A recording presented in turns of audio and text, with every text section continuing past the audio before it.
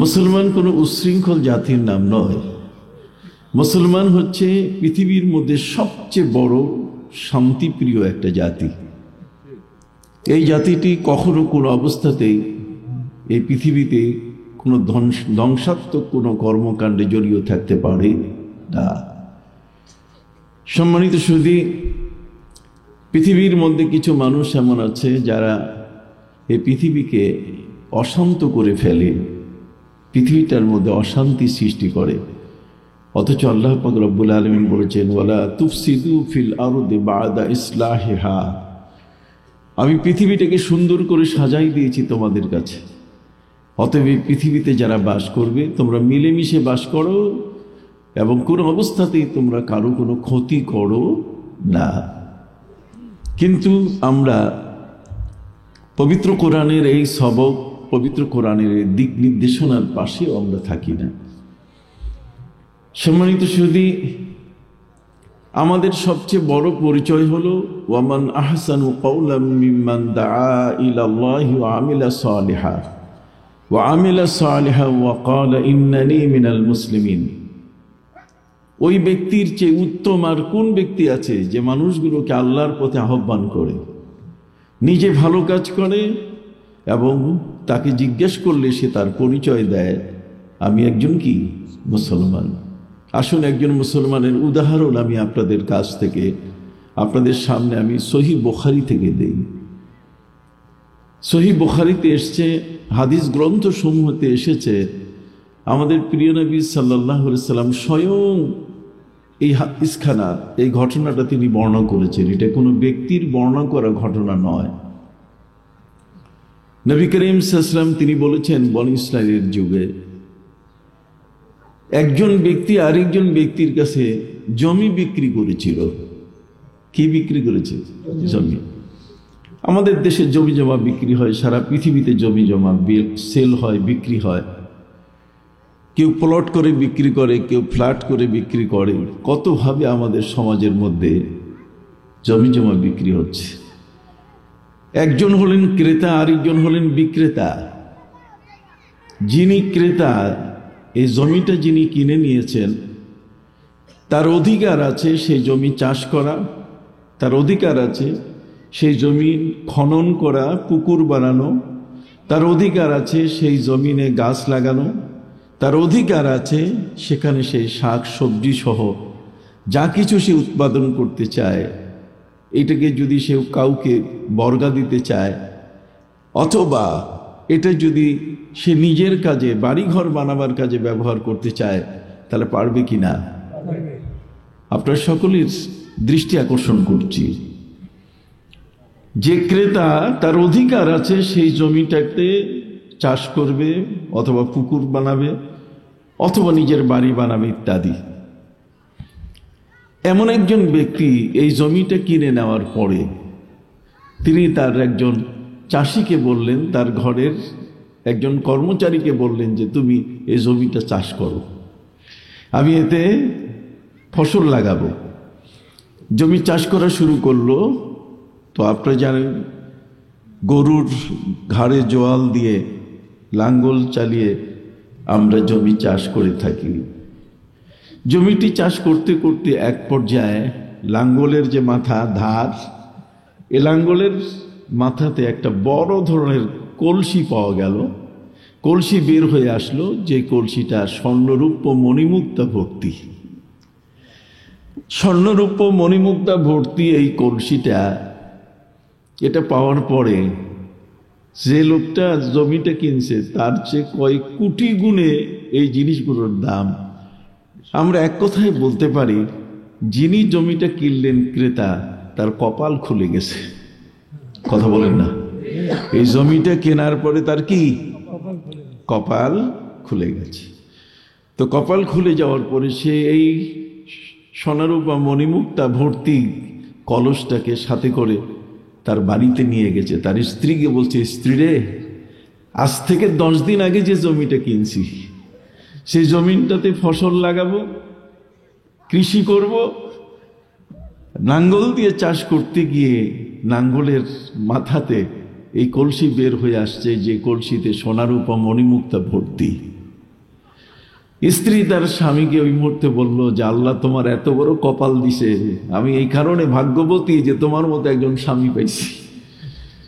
তুমি তো আমার ভাগ্যের, তুমি তো আমার আগামী জীবনের সুখের একজন সাথী সঙ্গী। আল্লাহ তোমার মাধ্যমে আমাদের সংসারটাকে সুন্দর করে দিচ্ছে। জমি কিনলে এত বরকত হয়। অনেক সময় আছে পৃথিবীর মধ্যে নদ নদীগুলো কিন্তু আমাদের এক একটা বাংলাদেশ ব্যাংক। পৃথিবীর মধ্যে বিশেষ করে বাংলাদেশের আমাদের যে নদ নদীগুলো আছে, যমুনা বলেন, পদ্মা বলেন, সাগর পাড়ে বলেন, এগুলো সবগুলো এক একটা কি বাংলাদেশ ব্যাংক। তার মানে এর নিচে টাকার খনি আছে। একটা জাল আপনি যদি ফেলেন, আর যদি জাল ভরা ইলিশ মাছ উঠে, জাল ভরা যদি ইলিশ মাছ উঠে, যদি জাল ভর্তি সেখানে মাছ আসে, আর আপনার নৌকা যদি ভরে যায়, তাহলে সেই লোকটা একটা খালি জাল নিয়ে গেছে। সে জানে না যে জায়গাটিতে সে জাল ফেললো তার নিচে মাছ আছে কিনা, সে অনুমান করে জাল ফেলেছে। কিন্তু সে জাল ভর্তি হয়ে যখন ইলিশ মাছ উঠে, অনেক সময় দেখা যায় যে একবার দুইবার ফেলার পরে তার নৌকা মাছে ভর্তি হয়ে যায়। সে অন্ততপক্ষে সেখান থেকে 1-2 লক্ষ টাকার মালিক হয়ে যায়। তাহলে বাংলাদেশ ব্যাংক টাকার খনি পানির নিচে লুকায় আছে। কতক্ষণ? এই জন্য একটি প্রবাদ আছে যে তুমি যদি বাস করো, তাহলে বাস করলে 2টা জায়গার যে কোনো এক জায়গায় বাস করবে, হয়তো ধনির ধারে আর না হলে নদীর পাড়ে। কথা বুঝতে পারছি? ধনির ধারে যদি তুমি বাস করো, তাহলে সেই ধনী তার টাকা দিয়ে সেই ইন্ডাস্ট্রিজ বানাবে। কতক্ষণ? আমাদের দেশ তো চোরে ভর্তি। কতক্ষণ না? আমাদের দেশ কি চোরে ভর্তি, লুটপাটকারীদের দ্বারা ভর্তি। তাদের দ্বারা এত সম্পদ পৃথিবীতে বিভিন্ন দেশে পাচার হয়ে গেছে, যেই সম্পদ দিয়ে এই দেশের মানুষ সোনালী ফসল ফলাতে পারত, প্রত্যেকটা ঘরের মধ্যে সচ্ছলতা আসতো। তা না করে আমাদের সন্তানরা, প্রবাসীরা কত কষ্ট করে দিনের বেলায় রড ঢালাই দেয়, বড় বড় বিল্ডিং করতে গিয়ে সেখানে উপর থেকে জীবনের ঝুঁকি নিয়ে তারা কাজকর্ম করে টাকা পয়সা পাঠায়, আর এগুলো আমরা বিদেশ পাঠাইয়া বাড়ি কিনি। কথা বলেন? এই অপরাধ এবং অন্যায়গুলো এত বেশি পরিমাণে বেড়ে গেছে। আল্লাহ তাআলা পবিত্র কোরআন মজিদে বলেছেন যে ওয়াইজা আরাদনা আন নুহলিকা কারিয়াতান আমারনা মুতরাফিহা, যখন আমি ইচ্ছা করব কোনো জনপদকে বা কাউকে ধ্বংস করার, তখন আমি তাকে বেশি শয়তানি করার সুযোগ দেব। কথা বুঝেন নাই? এমন ভাবে লাগাম খুলে দিব যাতে করে সে যেন আর কোনো মতেই পার না পায়। আকজা আজিজ মুক্তাদের, ধরলে আর তার মানে রক্ষা নাই। এটা আল্লাহর বিচার, আমরা নিজেরা দেখেছি। কি বলেন? ঠিক না?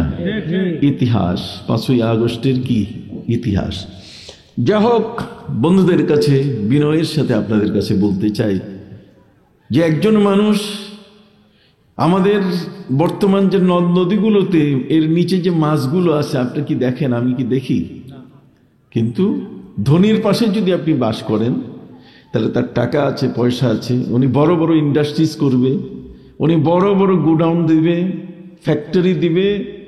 এই ধরনের এই সমস্ত এই ফ্যাক্টরি, গোডাউন বা এই ধরনের কর্মস্থলের একটা জায়গা তৈরি করবে। পাশের মানুষটা আর কিছু না হোক সেখানে 2-একটা কাজের সুযোগ পাবে বেঁচে থাকার। আর নদীর পাড়ে হলে আপনি নৌকা চালাইয়া এপার থেকে ওপারে জাল ফেলে ফেলে আপনি অন্তত কিছু পয়সা অর্জন করতে পারবেন। যে ব্যক্তি জমি কিনল, এই জমি কেনার মানুষটা মাটির নিচে নাঙ্গল দিয়ে একটা সোনা রূপা মণিমুক্তা ভর্তি কলসি পেয়ে স্ত্রীর কাছে যাওয়ার পরে স্ত্রী মহা খুশি। কথা বলে? আমাদের জীবনের একটা বদভ্যাস চলে আসছে, সেটা হলো যদি স্বামীর টাকা পয়সা না থাকে, তাহলে ওই বউ কিন্তু স্বামীর কাছে আর থাকতে চায় না।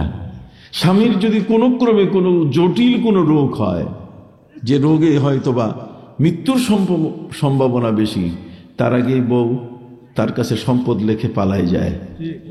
আমাদের কিছু সন্তান জাপান, জার্মান, বিভিন্ন দেশে থাকে, স্ত্রীর নামে অ্যাকাউন্টে টাকা পাঠাই দিয়েছে, বলছে ফোন করে যে আমি আসতেছি, আসার আগেই বউ টাকা পয়সা গায়েব করে কি পালাই গেছে।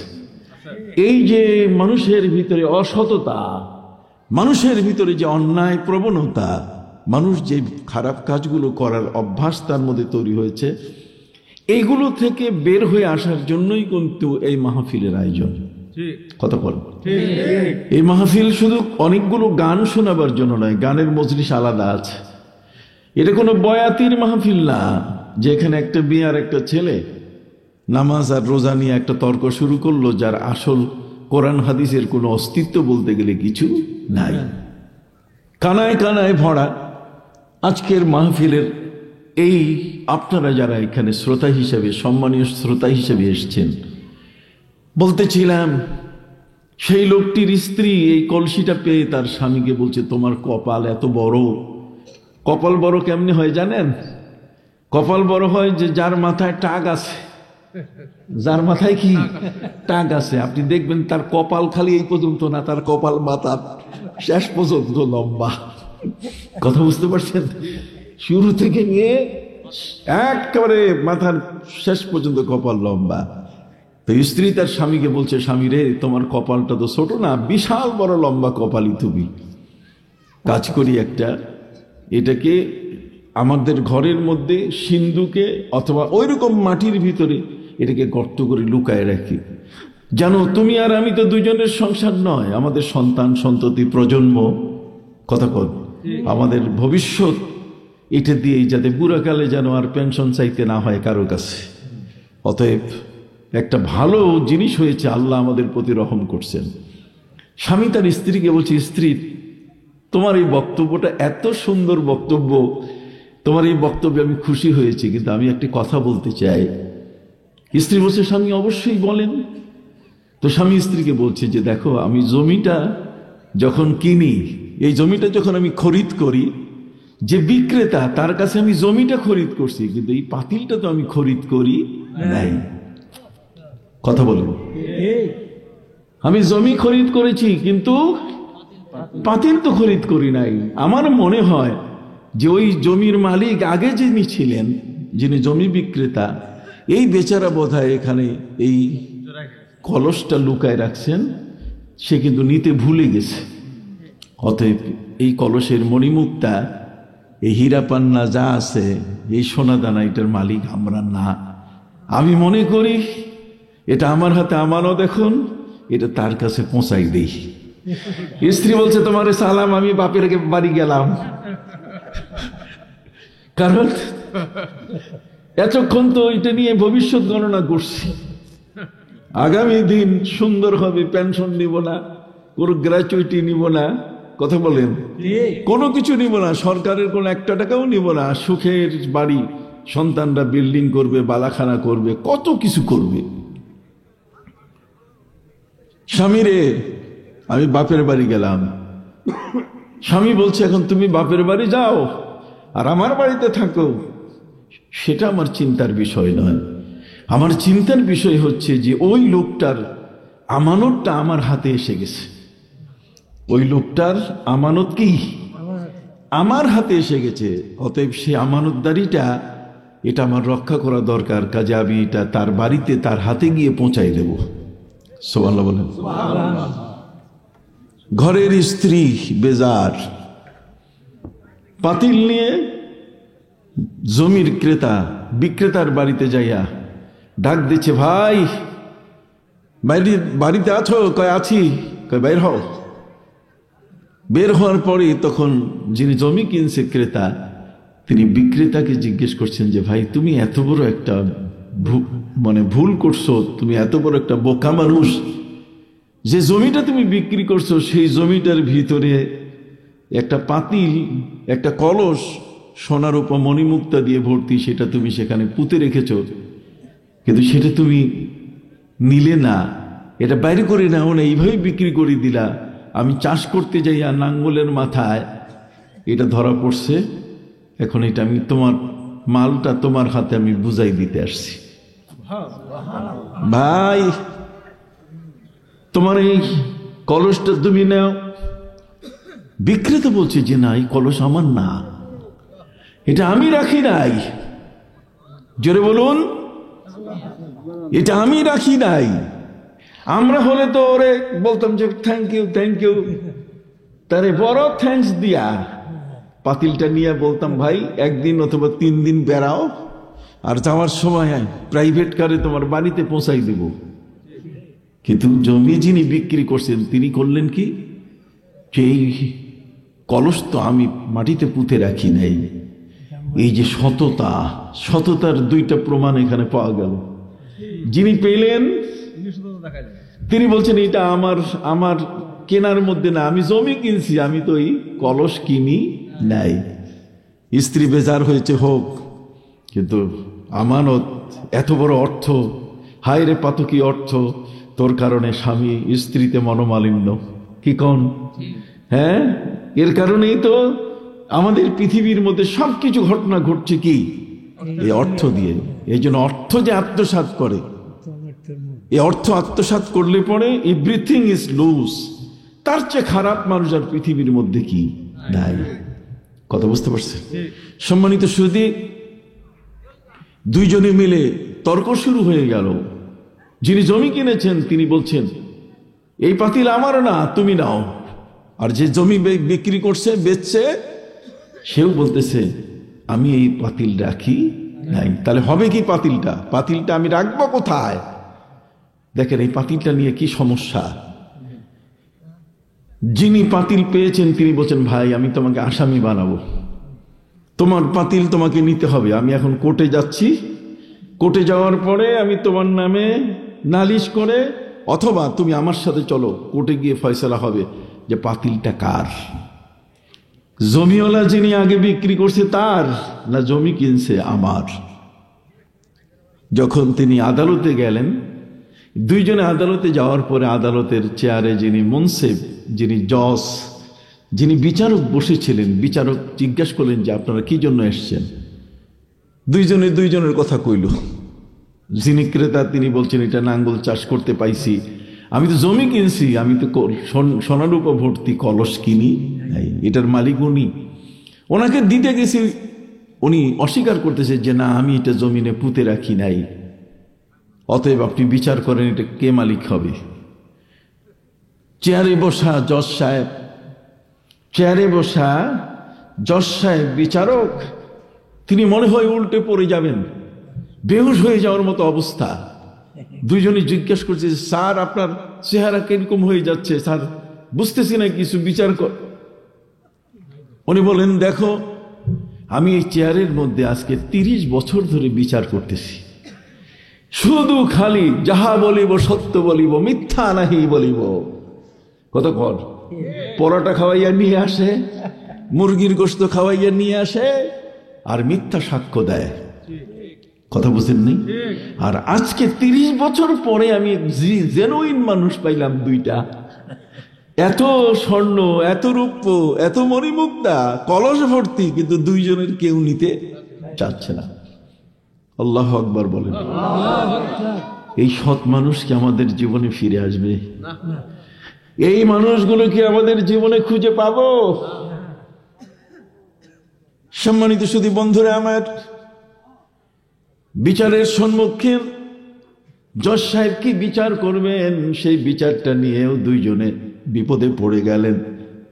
জজ সাহেব তিনি দেখলেন বিচার তো একটা করতেই হবে আমার। এই বিচারটা করতে যাইয়া তিনি জিজ্ঞাসা করলেন যে 2টা লোক যেহেতু সততার উপরে আছে, আর এটার মালিক কেউ না, কেউ বলতে পারতেছে না যে এই পাতিলটার, এই কলসটার মালিক কে। অতএব উনি 2 জনকে প্রশ্ন করলেন 2টা। প্রথম জন যিনি, তাকে প্রশ্ন করলেন যে ভাই তোমার ছেলে মেয়ে কয়জন? বলে উঠল আমার একটা মাত্র ছেলে। তিনি এবার জমি বিক্রেতাকে জিজ্ঞেস করেন যে ভাই তুমি তো জমি বিক্রি করছো, তোমার ছেলে মেয়ে কয়জন? আমার একটা মেয়ে আছে, আমার ছেলে নাই। তখন বিচারক তিনি বললেন যে তোমরা একটা কাজ করো, তোমার ছেলে আর ওর মেয়ে দিয়ে বিয়ে দাও। বিয়ে দেওয়ার পরে তোমরা 2 জনে ওদের কাছে এই পাতিলটা উপঢৌকন দিয়ে দাও। সুবহানাল্লাহ বলেন। বন্ধুরা আমার, ইসলামের বিচার কত চমৎকার! ইসলামের বিচার হলো এতই চমৎকার, হযরতে নবী দাউদ আলাইহিস সালাম তিনি বিচার করেছিলেন। একজনের ছাগল আরেকজনের ফসল খেয়েছে, অতএব ফসলের মালিক। আমাদের দেশে আগে নিয়ম ছিল খোয়ার, ছাগলে যদি অন্যায়ভাবে ঘাস খাইতো তাহলে খোয়ারে কান ধরে নিয়ে যেত। কথা বুঝতে পারছেন? খড়ের মধ্যে মুরগি পর্যন্ত খড়ে দিয়ে দেয়, হাঁস পর্যন্ত দিয়ে দেয়, এগুলো ধান নষ্ট করে। কি আপনাদের দেশে ছিল না মনে হয়? ছিল। সম্মানিত সুধী বন্ধুরা, আবার কোন অসুবিধা হচ্ছে আমার কথা বুঝতে? আসছি যখন আমার চেয়ারম্যান সাহেব এখানে বসে আছেন, ভালো মানুষ, আল্লাহ ওনার ইচ্ছা পূরণ করুন, সকল আমিন। এই নেককার মানুষগুলো দরকার। কথা বুঝতে পারছেন? অনেক সময় এমন আছে যে এই ধরনের মানুষ এসে যখন বক্তব্য দেয় তখন বক্তার তক্তা হইয়া যায়, চুপ করে বসে থাকে, বক্তার কিছুই কইতে পারে না, মাত্র কয়েক মিনিটে বক্তব্য শেষ করলেন। এরাই হচ্ছে প্রকৃত বুদ্ধিমান এবং এরাই হচ্ছে জাতির আসলে গ্রহণযোগ্য ব্যক্তি। আমি দোয়া করি তার জন্য, আল্লাহ যেন তার নেক আশাকে পূরণ করে দেন সকল। বলতেছিলাম, এই দুইজনে মিলে তাদের যে সততার পরিচয় দিয়েছেন, এই সততার পরিচয়টা আমাদের এই সমাজে, বর্তমান সমাজে খুঁজে পাওয়া যাবে? খুঁজে পাওয়া? আপনি 500 টাকার একটা বান্ডিল ফালায় রাখেন ওখানে, রাস্তা দিয়ে যাবে যখন মানুষ, এই বান্ডিলটা প্রথমে যে পাবে সে আর দ্বিতীয় জনকে দেখাবে না। কথা বলেন? আমার জীবনে আমি আশুলিয়ার একটা এই সরাইলের একটা মাহফিলে যাচ্ছি রাত 12টার পর, সেখানে আমাকে রাত 12টার পরে ডাকাত ধরে ফেললো। আমি ডাকাতের হাতে পড়ে গেলাম। তো ডাকাতের হাতে পড়ার পরে ডাকাত আমাকে দেখার পরে দেখলো তো হুজুর মানুষ, তা আমাকে বলছে যে টাকা পয়সা দেন। তা আমার পকেটে 10,000 টাকা ছিল, 10,000 টাকা আমি তাকে একটা বান্ডিল দিয়ে দিলাম আর কি। তো 10,000 টাকা সে পাওয়ার পরে তারপরের নেক্সট দ্বিতীয় ব্যক্তি আমাকে এসে বলছে টাকা পয়সা কয়, আপনার পাশের লোককে তো আমি দিলাম। সেই লোকটাকে জিজ্ঞেস করার পরে সে অস্বীকার করলো যে না, আমাকে তো কোনো টাকা দেয়নি। আমি বিপদে পড়ে গেলাম, কিরে বাপ, যদি আমার গুতা মাইরা শেষ করে তার শেষ। সে মনে যদি করে যে আমি মিথ্যা বলেছি, কিন্তু আমি তাকে আমার চোখের সামনে তাকে 10,000 টাকার একটা বান্ডিল দিলাম। সাথে সাথে সে কিভাবে এটা কোমরের কোন জায়গায় রাখলো, তার মানে দেখেন না, চোরে চুরি করার পরে নিজে মারামারি করে মরে। কথা কোন ডাকাতি করার পরে ভাগ বাটোয়ারা করতে যাই আর শেষ পর্যন্ত সেখানেও কি মারা যায়। আমানতদারি ধ্বংস হয়ে গেছে। আমানতদারি বলতে গেলে কিছু নাই। হযরত আলী রাদিয়াল্লাহু তাআলা আনহু রাত 8টার সময় সন্ধ্যাবেলায় তিনি ওই দিনের হিসাব নিকাশ তিনি করতেছিলেন। আজকের দিনের কি খরচা গেল, কি আছে না আছে, এগুলো তিনি বসে বসে বাতি জ্বালাইয়া, ল্যাম্পো জ্বালাইয়া, আগের কি ল্যাম্পো মানে কেরোসিন তেল দিয়ে যেটা জ্বলে, কুপি বাতি, এই কুপি বাতিটা দিয়ে তিনি হিসাব নিকাশ করতেছেন। এর মধ্যে একজন লোক আসছে। ওই লোকটা আসার পরে হযরত আলী রাদিয়াল্লাহু তাআলার সাথে সাথে তিনি, কে জানি একটা লোক কথা বলতেছে, তার কথার বন্ধ করেন তো। পাশে একজন লোককে সাউন্ড করতেছে, একটু প্লিজ একটু আপনি আস্তে কথা বলেন। সম্মানিত সুধী বন্ধুরা আমার, বিনয়ের সাথে বলতে চাই, হযরত আলী রাদিয়াল্লাহু তাআলার সময়কালে রাতের বেলায় তিনি হিসাব করতেছিলেন, রাষ্ট্রের হিসাব। ঠিক ওই মুহূর্তে তার সামনে একজন লোক এসছে কথা বলার জন্য। এই লোকটি আসার সাথে সাথে তিনি ফু দিয়ে কুপিবাতি নিভে দিছেন। লোকটি জিজ্ঞাসা করলো যে আলী, আমি কি অপরাধ করলাম? আমি আসছি আপনার সাথে কথা বলতে, আর আপনি বাতি নিভাই দিলেন। হযরত আলী রাদিয়াল্লাহু তাআলা বললেন, শোনো, এই যে কুপি বাতির মধ্যে যে তেল, যে আলোটা জ্বলতেছে, এই তেলটা হলো রাষ্ট্রের কেনা তেল, এটা সরকারি তেল, এটা পাবলিকের তেল। কথা বলেন? অতএব এই পাবলিকের তেল, এটা আমি পাবলিকের কাজে, রাষ্ট্রের তেলটাকে আমি ব্যবহার করতেছি রাষ্ট্রের হিসাবের খাতে, হিসাবের কাজে। তুমি আসছো তোমার ব্যক্তিগত কথা বলতে, কাজে রাষ্ট্রের তেলটাকে আমি তোমার জন্য পোড়াইয়া ব্যবহার করতে পারি না। লোকটি অবাক হয়ে গেলেন যে পৃথিবীতে আমানতদারি কিটা, আর এখন কোন অফিসার কথা কোন জেলায় হোক উপজেলায় হোক, কথা বলেন, সরকারের কোন উচ্চ পদস্থ হোক, ওই গাড়ি দিয়ে তার মেয়ে স্কুলে যাবে, তার বউ বাজারে যাবে, কথা বলেন, ঠিক এমনি করে এটা দিয়ে বিয়ে খাইতে যাবে, তেলের হিসাবটা সব কি সরকারের খাতায়। ইজা উসিদাল আমরু ইলা গায়রি আহলিহি ফান্তাজিরি সাআ। যখন মানুষ এই ধরনের অযোগ্য মানুষগুলোকে বসিয়ে রাখবে, তখন তার দ্বারা কোনোদিন লাভের আশা করা যাবে না। পৃথিবীর মধ্যে আমানতদারি এটা এমন একটা জিনিস, আমানতদারিকে ইসলাম এত চমৎকার করে বলে দিয়েছে। আপনি জোনাকি পোকা দেখছেন? আগে দুই একটা টোটকা কথা বলি, তারপর ওয়াজ করব। জোনাকি পোকা দেখেন না? এই যে জোনাকি পোকা, এটার মধ্যে কেরোসিন নাই, তেল নাই, কিচ্ছু নাই, কিন্তু জ্বলে। এই কেরোসিন তেল ছাড়া যে পাখিটা, যে পোকাটা আলো দেয়, এই পোকাটাকে মাঝে মধ্যে শিকার করে চড়ুই পাখি। কথা বুঝতে পারছেন? বাবুই পাখি এটাকে শিকার করে। তো বাবুই পাখি গাছের ডালের উপরে মাথায় সে বাসা বাঁধে। প্রত্যেকটা বাবুই পাখির বাসার মধ্যে আপনি দেখবেন 3টা ছোট ছোট ছিদ্র থাকে, এবং সেখানে তার থাকার জায়গা। একটা হলো 2 জনের স্বামী স্ত্রী মিলে থাকবে, আর একটাতে বাচ্চারা থাকবে। আর আরেকটা রুম বানায়, মেহমান যদি আসে তাহলে মেহমানকে থাকতে দেওয়ার জন্য। আপনি কি সুবহানাল্লাহ বলবেন না? সম্মানিত সুধী, পৃথিবীর মধ্যে আল্লাহ তাআলা প্রাণীদেরকেও যে ক্ষমতাগুলো দিয়েছেন, এটার উদ্দেশ্য হলো আমাদেরকে শিক্ষা দেওয়া। যেমন এই ঘটনা মনে রাখেন, এর সাথে আরেকটা ঘটনা যোগ করে দেই। পবিত্র কোরআন মজিদে আল্লাহ পাক রব্বুল আলামিন বলেছেন, ওয়া আওহা রাব্বুকা ইলান নাহলি আন ইত্তাখিযি মিনাল জিবালি বুয়ুতান ওয়া মিনাশ শাজারি ওয়া মিম্মা ইয়ারিশুন। পবিত্র কোরআন মজিদে আল্লাহ বলেন, আমি মৌমাছিদের নির্দেশ দিয়েছি ওরা যেন পৃথিবীর 3টা জায়গায় বাড়ি বানায়।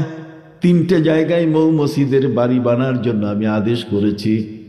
ওয়া আওহা রাব্বুকা ইলান নাহলি আন ইত্তাখিযি মিনাল জিবালি বুয়ুতা। আল্লাহ বলেন, আমি মৌমাছিকে 3টে জায়গায় পারমিশন দিয়েছি বাড়ি করার। তার মধ্যে একটা হলো যে পাহাড়ের উপরে, সেখানে তুমি মৌচাক বানাবে। পাহাড়ের উচ্চ শৃঙ্গে কি বানাবে? মৌচাক। একটু কথা বলেন না, মৌচাক বানাবে। যদি উপরে উঠতে কষ্ট হয়, ওয়ামিনাশ শাজারে, গাছের ডালে ডালে তুমি মৌচাক বানাবে। আর গাছের ডালে ডালে যদি তুমি মৌচাক বানানো পছন্দ না করো, তাহলে ওয়ামিম্মা ইয়ারিশুন, মানুষ যে ঘরে বাস করে সেই মানুষের বসতি ঘরের কোণার মধ্যে তুমি মৌচাক বানাও। সুবহানাল্লাহ বলেন।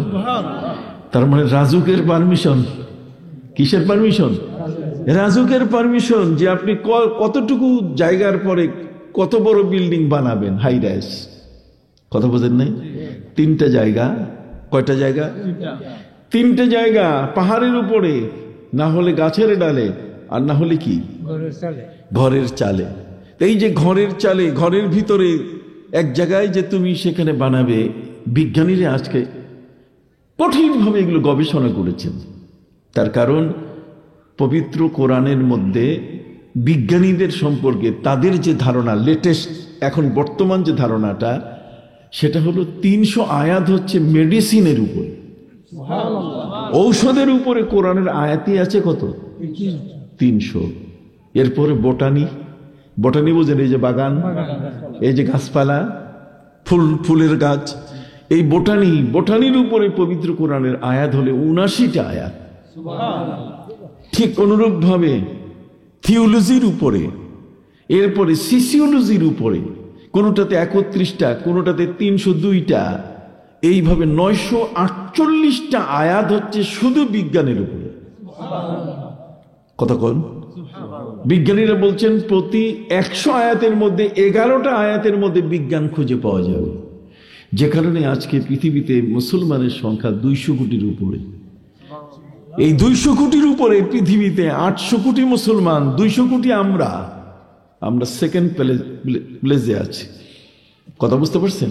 সেই মুসলমান আমরা যারা আছি আজকে আমাদের মধ্যে সে আমানতদারি আছে, অথচ একটা জোনাকি পোকা, বাবুই পাখি যখন গাছের ডালে এসে বাসা বাঁধে, 3টা বেডরুম, কত কল, একটা নিজের থাকার, একটা বাচ্চাদের থাকার, একটা মেহমানের থাকার। কথা বুঝতে পারছেন? এই 3টা বেডরুম বানায়। 3টা বেডরুম বানাইতে গেলে গাছের ডালে, এই এত চমৎকার বিদ্যুৎ সে পাবে কোথায়? এই জন্য জঙ্গল শেষে থেকে সে এই জোনাকি পোকা এরকম 20, 25, 30টা ধরে ওখানে নিয়ে এমন ভাবে আটকায় দেয়, কথা বুঝতে পারছেন? কাদা দিয়ে এমন ভাবে আটকায় দেয় যে জোনাকি পোকাগুলো আর বাড়িতে পারে না। এর মাধ্যমে এই বাবুই পাখি আকাশের ওই গাছের ডালে তার যে বাসা বাঁধিয়েছে সেটা হচ্ছে আলোর ব্যবস্থা করে, যাতে তার সন্তানরা যেন অন্ধকারে না থাকে। কথা কি বুঝতে পারছেন? সম্মানিত সুধী, এই পাখিটা, বাবুই পাখিটা, এটা যখন আধার সংগ্রহ করার জন্য যায় তখন তার মাথার মগজের মধ্যে একটা চিন্তা, সেটা হলো যে আমার বাচ্চাদের জন্য আমি খাবার নিয়ে গেলে আমার বাচ্চারা খাবে, কিন্তু আমার ঘরের মধ্যে তো কিছু কর্মচারী আছে যারা আলো দেয়, জোনাকি পোকা, ওদের জন্য তো আমাকে কিছু নিতে হবে। এই জন্য জঙ্গলের মধ্যে যাইয়া, জঙ্গলে গিয়ে সে তার বাচ্চাদের আহার যেমন সাথে নেয়, এই জোনাকি পোকাদের জন্য আহার কি সাথে নিয়ে আসে। ফেরার পরে সে তার বাচ্চাদেরকে করে বাচ্চাগুলোকে যেমন খাওয়ায়, ঠিক অনুরূপভাবে জোনাকি পোকার রুচি কি, সে কি খায়? এটা কি গ্রামের কৃষক পান্তা ভাত খাওয়াইলে কি সে খুশি হবে? কথা কন না, না গরুর গোশত দিতে হবে তাকে? সম্মানিত সুধী, এই পাখিটা বুঝে, সুবহানাল্লাহ বলে, ওই পাখিটার মধ্যে এত বড় আমানতদারি। সেই পাখিটি জানে যে আমার ঘরের মধ্যে কিছু কর্মচারী আছে এমন, যে কর্মচারীগুলোকে আমি না খাওয়াইয়া রাখতে পারি না, কাজে আমি খাওয়ার আগে তাদের খাওয়ানো দরকার। এই জন্য সে জঙ্গল থেকে আহার সংগ্রহ করে বাচ্চাদের সামনে যেমন দেয়, এই পাখিগুলোকেও তেমন কি দেয়। এই জোনাকি পোকাগুলোকে ঠিক এমনি ভাবে দেয়। আস্তে আস্তে যখন সংসার বড় হয়ে যায়, যখন এখান থেকে সে শিফট করে, এই জায়গা থেকে, এই গাছ থেকে অন্য গাছে তাকে চলে যেতে হবে, সেখানে বাসা বাঁধতে হবে, তখন এই জোনাকি পোকাগুলোকে সে আটকায় রাখে না। প্রত্যেকটা পোকাকে যেভাবে সে আটকায় রাখছে, আস্তে আস্তে সবটাকে অবমুক্ত করে দেয়, যাতে করে বন্দি না থাকে। সুবহানাল্লাহ বলেন।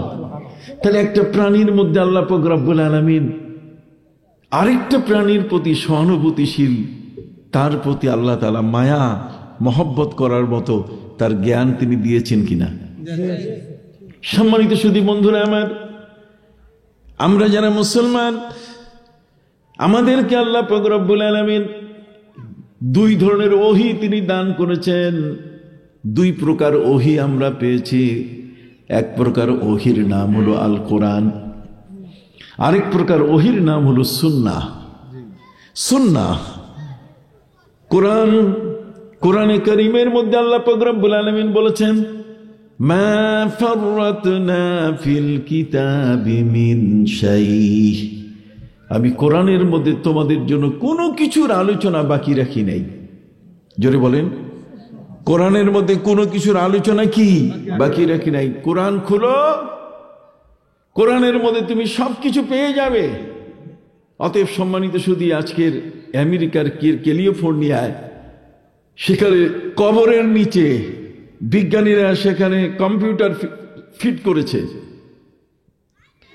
কবরের নিচে একটা মানুষকে যখন কবর দেয়া হয়, আমার নবী সাল্লাল্লাহু আলাইহি ওয়াসাল্লাম বলেছেন, ইজা উকবিরাল মাইয়িতু আতাহু মালাকান আহাদুহুমাল মুনকার ওয়াল আখিরু আন-নাকির। মানুষকে যখন কবর দেওয়া হয় তখন দুজন ফেরেশতা তার কবরে চলে আসে। একজনের নাম হলো মুনকার আর অপরজনের নাম কি? নাকির। মুনকার নাকির দুইটার অর্থই কিন্তু এক, অচেনা। মুনকার মানে যাকে আমি চিনি না, নাকির শব্দের অর্থ আমি যাকে কি চিনি না, অচেনা। অচেনা এই দুইজন ফেরেশতা আসবে, এদের হাতে গুর্জ থাকবে, এদের হাতে বুলেট থাকবে, এদের হাতে অস্ত্র থাকবে, এদের হাতে ছুরি থাকবে, এদের হাতে প্রতিপক্ষকে ভয় দেখাবার জন্য যা যা থাকা দরকার। আপনি একজন সোলজার যারা যুদ্ধে যায় তাদের গায়ের পোশাকগুলো দেখবেন। কথা বুঝতে পারছেন? আমি অস্ট্রেলিয়ায় দেখেছি ট্রেনে উঠে এই যে চেকার বুঝেন, যে ট্রেনের টিকিট চেক করে, এর নাম হলো কি? চেকার। এই চেকার দেখেই আমি অ্যাস্টনিশড হয়ে গেছি। ওর বাপরে বাপ, ওর কোমরের মধ্যে এখানে পিস্তল, এখানে পিস্তল, এই জায়গায় ওই কি জানি আরেকটা, পিঠের মধ্যে বন্দুক ঝুলতেছে, ও চেক করতেছে। ওকে দেখেই তো রুহু টাইট, বিনা টিকিটে উঠবে কেমনি? কথা বুঝতে পারছেন? এই যে মানুষগুলো, পৃথিবীর মধ্যে এই ধরনের কিছু ব্যবস্থা, সুবহানাল্লাহ বলেন, জগতের মধ্যে আল্লাহ পাক রব্বুল আলামিন যত মানুষ তিনি সৃষ্টি করেছেন, সকল মানুষকে তিনি মর্যাদা দিয়েছেন, কোন মানুষকে তিনি অসম্মানী করেন নাই। ইহুদি সে লোকটাও সম্মানের পাত্র, এজ এ ম্যান হিসাবে, এজ এ মানুষ হিসাবে। কতক্ষণ না একেবারে কি একজন কি মানুষ হিসাবে সেও কি সম্মানী, সম্মানের পাত্র। কাউকে তুচ্ছ তাচ্ছিল্য করার কোনো সুযোগ নাই। কথা বুঝতে পারছেন? ক্যালিফোর্নিয়ার কবরের মধ্যে সেখানে কম্পিউটার দিচ্ছে কেন? প্রিয় নবী সাল্লাল্লাহু আলাইহি ওয়াসাল্লাম বলেছেন, ইজা উকবিরাল মাইয়িতু আতাহু মালাকান আহাদুহুমাল মুনকার ওয়াল আখিরু আন-নাকির ইয়াসালান মার রাব্বুকা ওয়া মা দীনুকা ওয়া মান নাবিয়ুক। দুইজন ফেরেশতা মুনকার নাকির এসে প্রশ্ন করবে কবরবাসীকে, বলো তোমার রব কে, তোমার রব কে, তোমার ধর্মের নাম কি, এবং তুমি তোমার নবীকে। অন্য হাদিসের মধ্যে বলা হয়েছে ওমান হাজার রাজুল, ইনি কে? কথা কন। তাহলে কবরের মধ্যে একজন ব্যক্তির এই প্রশ্ন করবে ফেরেশতারা এসে।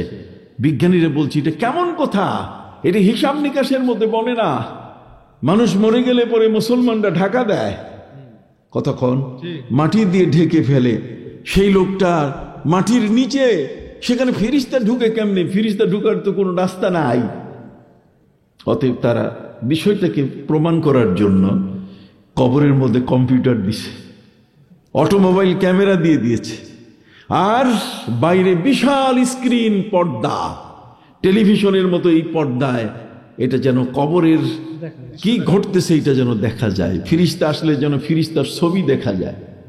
এই জন্য তারা ঘোষণা দিল যে আসো, মুসলমানরা বলেছে কবরের মধ্যে নাকি ফেরেশতা আসে, আমরা ক্যামেরা দিয়ে ফেরেশতাদের ছবি তোমাদেরকে স্ক্রিনে দেখাবো। হাজার হাজার মানুষ, এই হাজার হাজার মানুষের সামনে যখন শুরু হয়ে গেল, লাশ দাফন করার পরে সেখানে ক্যামেরা, অটোমোবাইল, যেদিকে ফেরেশতা ঘুরবে সেদিকে ক্যামেরাও ঘুরবে। কটা বুঝতে পারছেন? এই যে মুভমেন্টটা এমন করে রেখে দিয়ে দিল, এক পর্যায়ে সম্মানিত সুধী জনগণ চেয়ে আছে তাদের দিকে যে ফেরেশতা দেখব কখন। ফেরেশতা তো দেখি না আমরা, কিন্তু আমরা বিশ্বাস করি। আমরা কি করি? আবার বলেন, আমরা কি বিশ্বাস করি? ফেরেশতা হচ্ছে আল্লাহর ফৌজ। আমাদের যেমন এই বাংলাদেশের মধ্যে বিমান বাহিনী আছে, কতক্ষণ আমাদের জন্য যেমন নৌবাহিনী আছে, আছে কিনা?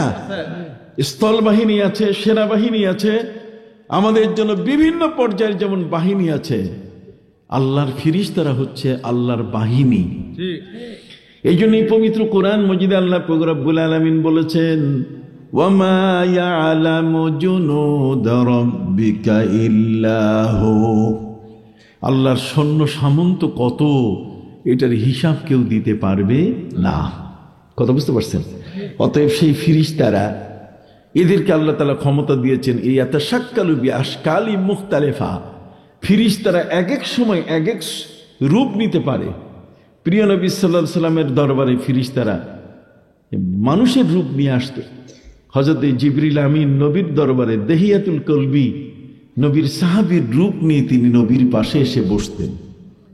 সুবহানাল্লাহ বলেন। সম্মানিত সুধী বন্ধুরা আমার, জগতের মধ্যে আল্লাহ পাক রব্বুল আলামিন ফিরিস্তাদেরকে দিয়েছেন নানা ক্ষমতা। আল্লাহ তাআলা ফিরিস্তাদের দিয়ে মুসা নবীর কওমের উপরে তুর পাহাড় উঠাইছেন। ওয়া রাফা'না ফাওকাকুমুত তুরা, তুর পাহাড় ফিরিস্তারা ওদের মাথার উপরে উঠাই ধরছে। এই জন্য ইহুদি জাতি, মুসলমান জাতি সেজদা করে কপাল দিয়া, নাক দিয়া। যদি বলেন কপাল দিয়ার কি? যেমন কিছু প্রবাদ আছে, আমরা একজনকে সালাম দেই, আমরা সালাম দিয়ে বলি কি? আসসালামু আলাইকুম ওয়া রাহমাতুল্লাহি ওয়া বারাকাতুহু। আপনি ইহুদিদের সালাম জানেন? ইহুদিরা কেমনে সালাম দেয়? আমি তো আমেরিকা যাই, ইউরোপ, সব জায়গায় যাই, ইহুদিরা সালাম দেয় এইভাবে, এই যে এই হাতটা সাপের মতো এরকম ভাবে ফেনা ধরে, এটার নাম হলো ওদের সালাম। আর খ্রিস্টান সালাম দেয় স্যালুট, আর মুসলমান বলবে আসসালামু আলাইকুম ওয়া রাহমাতুল্লাহি ওয়া বারাকাতুহু। সালাম, সালাম শব্দের অর্থ হচ্ছে শান্তি। জোরে বলেন, সালাম শব্দের অর্থ কি?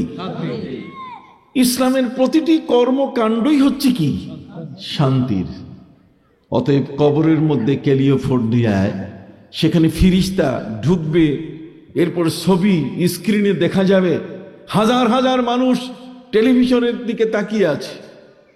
কিন্তু সম্মানিত সুধী, কোনো মতেই টেলিভিশনে ছবি আসতেছে না। জনগণ তো জনগণই। গণ অভ্যুত্থানে দেখছেন না, হ্যাঁ, জনগণ কারে কয়? কথা বুঝতে পারছেন?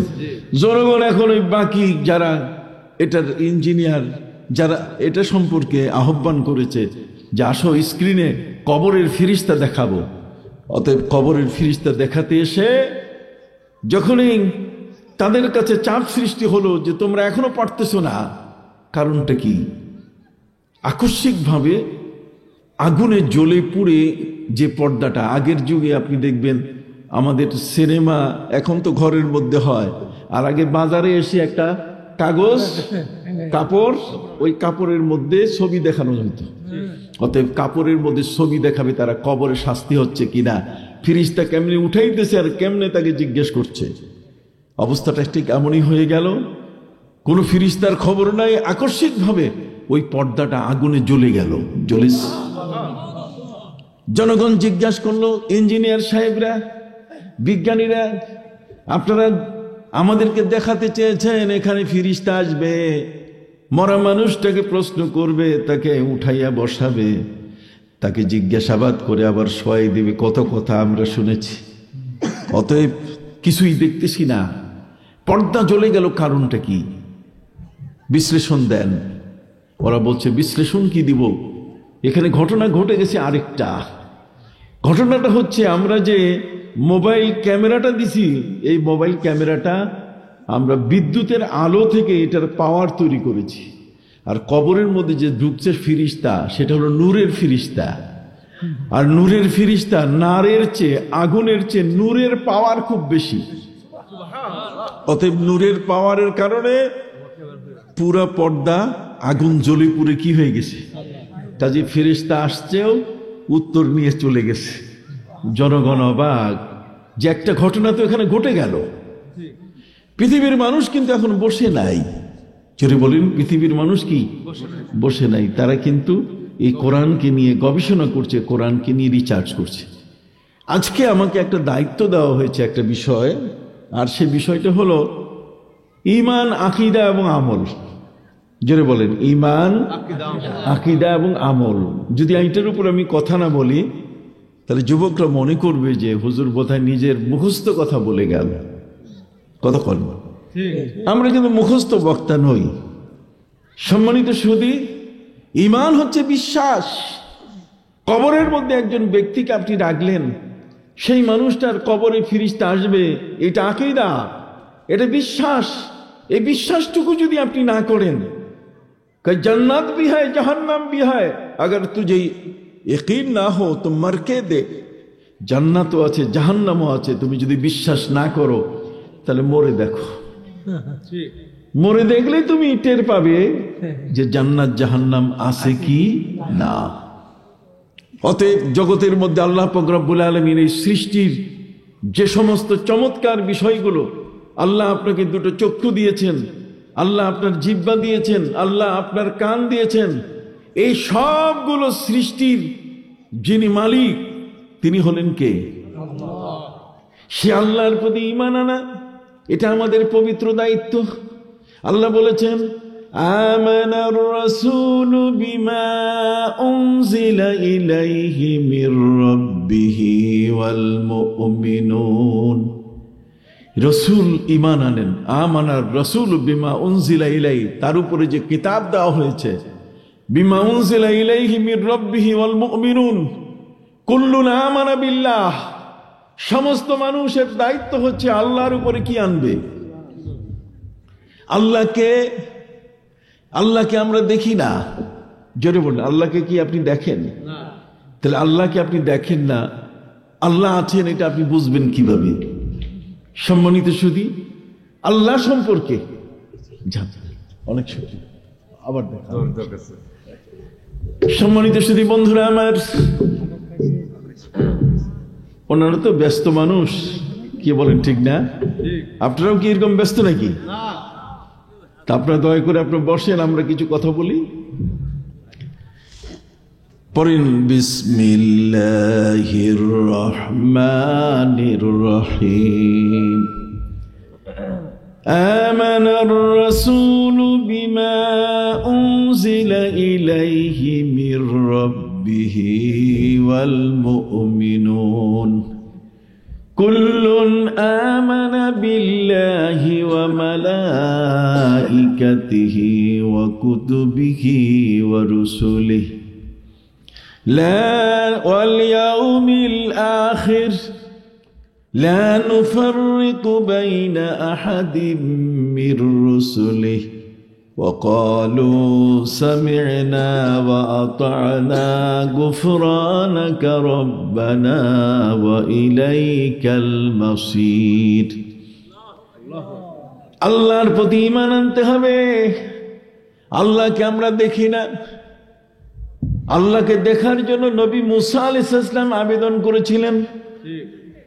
মুসা আলাইহিস সালামের কওম, নবী মুসা আলাইহিস সালাম যখন তার দেশের মানুষের কাছে আল্লাহর পরিচয় দিলেন, আল্লাহর পরিচয় দিতে গিয়ে আল্লাহর আদেশ তাদের প্রতি পালন করার নির্দেশ দিলেন যে আল্লাহ তোমাদেরকে নির্দেশ দিয়েছেন তোমরা আল্লাহর ইবাদত করো।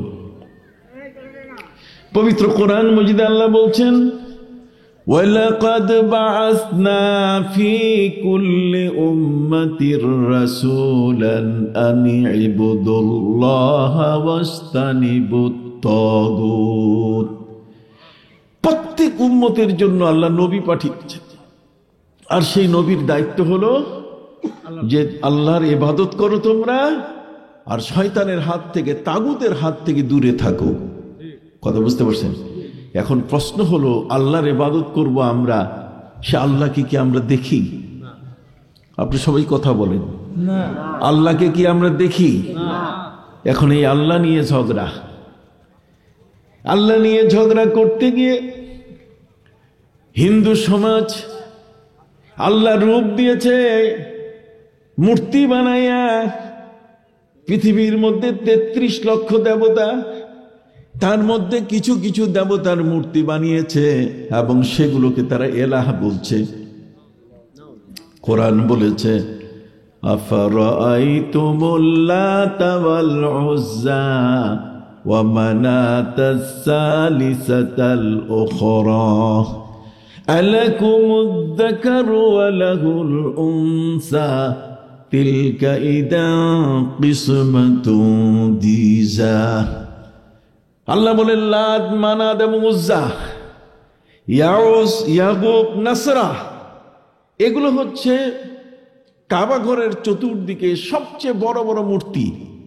কথা বলেন, কুরবানি করুক আর যত ভালো কাজ করুক, এই মূর্তিগুলোকে, এই প্রতিমা, এই সমস্ত মূর্তিকে সন্তুষ্ট করার জন্যই মূলত তারা তাদের সামনে যায়। কেউ আল্লাহর রূপ দিয়েছে শারীরিকভাবে আল্লাহর রূপ দিয়েছে, আবার কেউ বলেছে আল্লাহ এমন না, আল্লাহ কোন দেহ ইত্যাদি কিচ্ছু নাই, যেটা আমরা বলে থাকি লাইসা কামিসলিহি শাই, তার কোনো অবয়ব রূপ নাই। কথা কন না? অথচ আল্লাহ পবিত্র কোরআনে বলেছেন তার হাত আছে, তার কি আছে, পা আছে, তার চক্ষু আছে, তার দৃষ্টি আছে, সবকিছু আছে। এই আল্লাহ নিয়ে পৃথিবীর মধ্যে কত যে ঝগড়া তার শেষ নাই। সম্মানিত সুধী, ইমাম শাফি রহমতুল্লাহ আলাই, আপনার নাম শুনেছেন, এই যে চার মযহাবের ইমামের মধ্যে একজন ইমাম শাফি। ইমাম শাফি রহমতুল্লাহ আলাইয়ের কাছে নাস্তিকরা, এথিস্ট যারা, তারা এসে বলল, হুজুর আপনি শুধু আল্লাহর নাম মানুষকে শোনান, আল্লাহর পরিচয় দেন। আল্লাহ তো নিজেই নিজের পরিচয় দিছে। আল্লাহ পরিচয় দিচ্ছেন কি? নিজের পরিচয় দিয়েছেন। আরবের মানুষেরা আমার নবীকে জিজ্ঞাসা করছে যে, হে মোহাম্মদ সাল্লাল্লাহু আলাইহি ওয়াসাল্লাম, আপনি আল্লাহকে নিয়ে কথা বলেন, আল্লাহর বাপের নাম কোন? আগে আল্লাহ জন্ম দিয়েছেন কাকে, তার সন্তানের নাম বলেন। সাথে সাথে আল্লাহ পাক রব্বুল আলামিন আমার নবীর উপরে পবিত্র কোরআনের সূরা নাজিল করে বললেন, হে নবী আপনি বলেন, সবাই পড়ুন, কুল হুয়াল্লাহু আহাদ আল্লাহুস সামাদ লাম ইয়ালিদ ওয়া লাম ইউলাদ ওয়া লাম ইয়াকুল লাহু কুফুয়ান আহাদ। হে নবী আপনি বলেন, আল্লাহ এক এবং একক, আল্লাহর কোনো বাবা নাই, আল্লাহর কোনো মা নাই, আল্লাহর কোনো সন্তান সন্ততি নাই, তিনি কারো দিকে মুহতাজ, মুখাপেক্ষী নন, তিনি একক সত্তা। লা জিদ্দা ওয়ালা নিদ্দা ওয়ালা হাদ্দা লিরাব্বি আল আনা কামা কানা লাম ইয়ালকা জাওয়ালা। আল্লাহর সমকক্ষ, আল্লাহর মতো জগতের মধ্যে আর কেউ নাই। আল্লাহ বলেন লাম ইয়ালিদ ওয়া লাম ইউলাদ, তিনি কাউকে জন্ম দেন না এবং তিনি কারো থেকে জন্ম নেন নাই। ওয়া লাম ইয়াকুল লাহু কুফুয়ান আহাদ, তার সমকক্ষ কেউ নাই। এটা কোরআনের পরিষ্কার বাণী, কিন্তু নাস্তিকরা এটা মানতে চায় না। নাস্তিকরা এক পর্যায়ে এসে তারা প্রশ্ন করলো যে, হে ইমাম শাফি, আপনি আল্লাহর সম্পর্কে বলতেছেন যে আল্লাহ আছে, আপনি আল্লাহ প্রমাণ করতে পারবেন? দলিল দেন।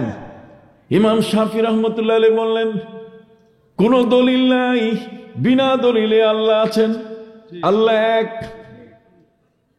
আমরা হাজার হাজার দলিল দিব আল্লাহ নাই, আপনি আল্লাহকে দেখাইতে পারবেন না। আল্লাহর হাত পাও ঠ্যাং কোথায় কি আছে এটা দেখাবার ক্ষমতা আপনার নাই।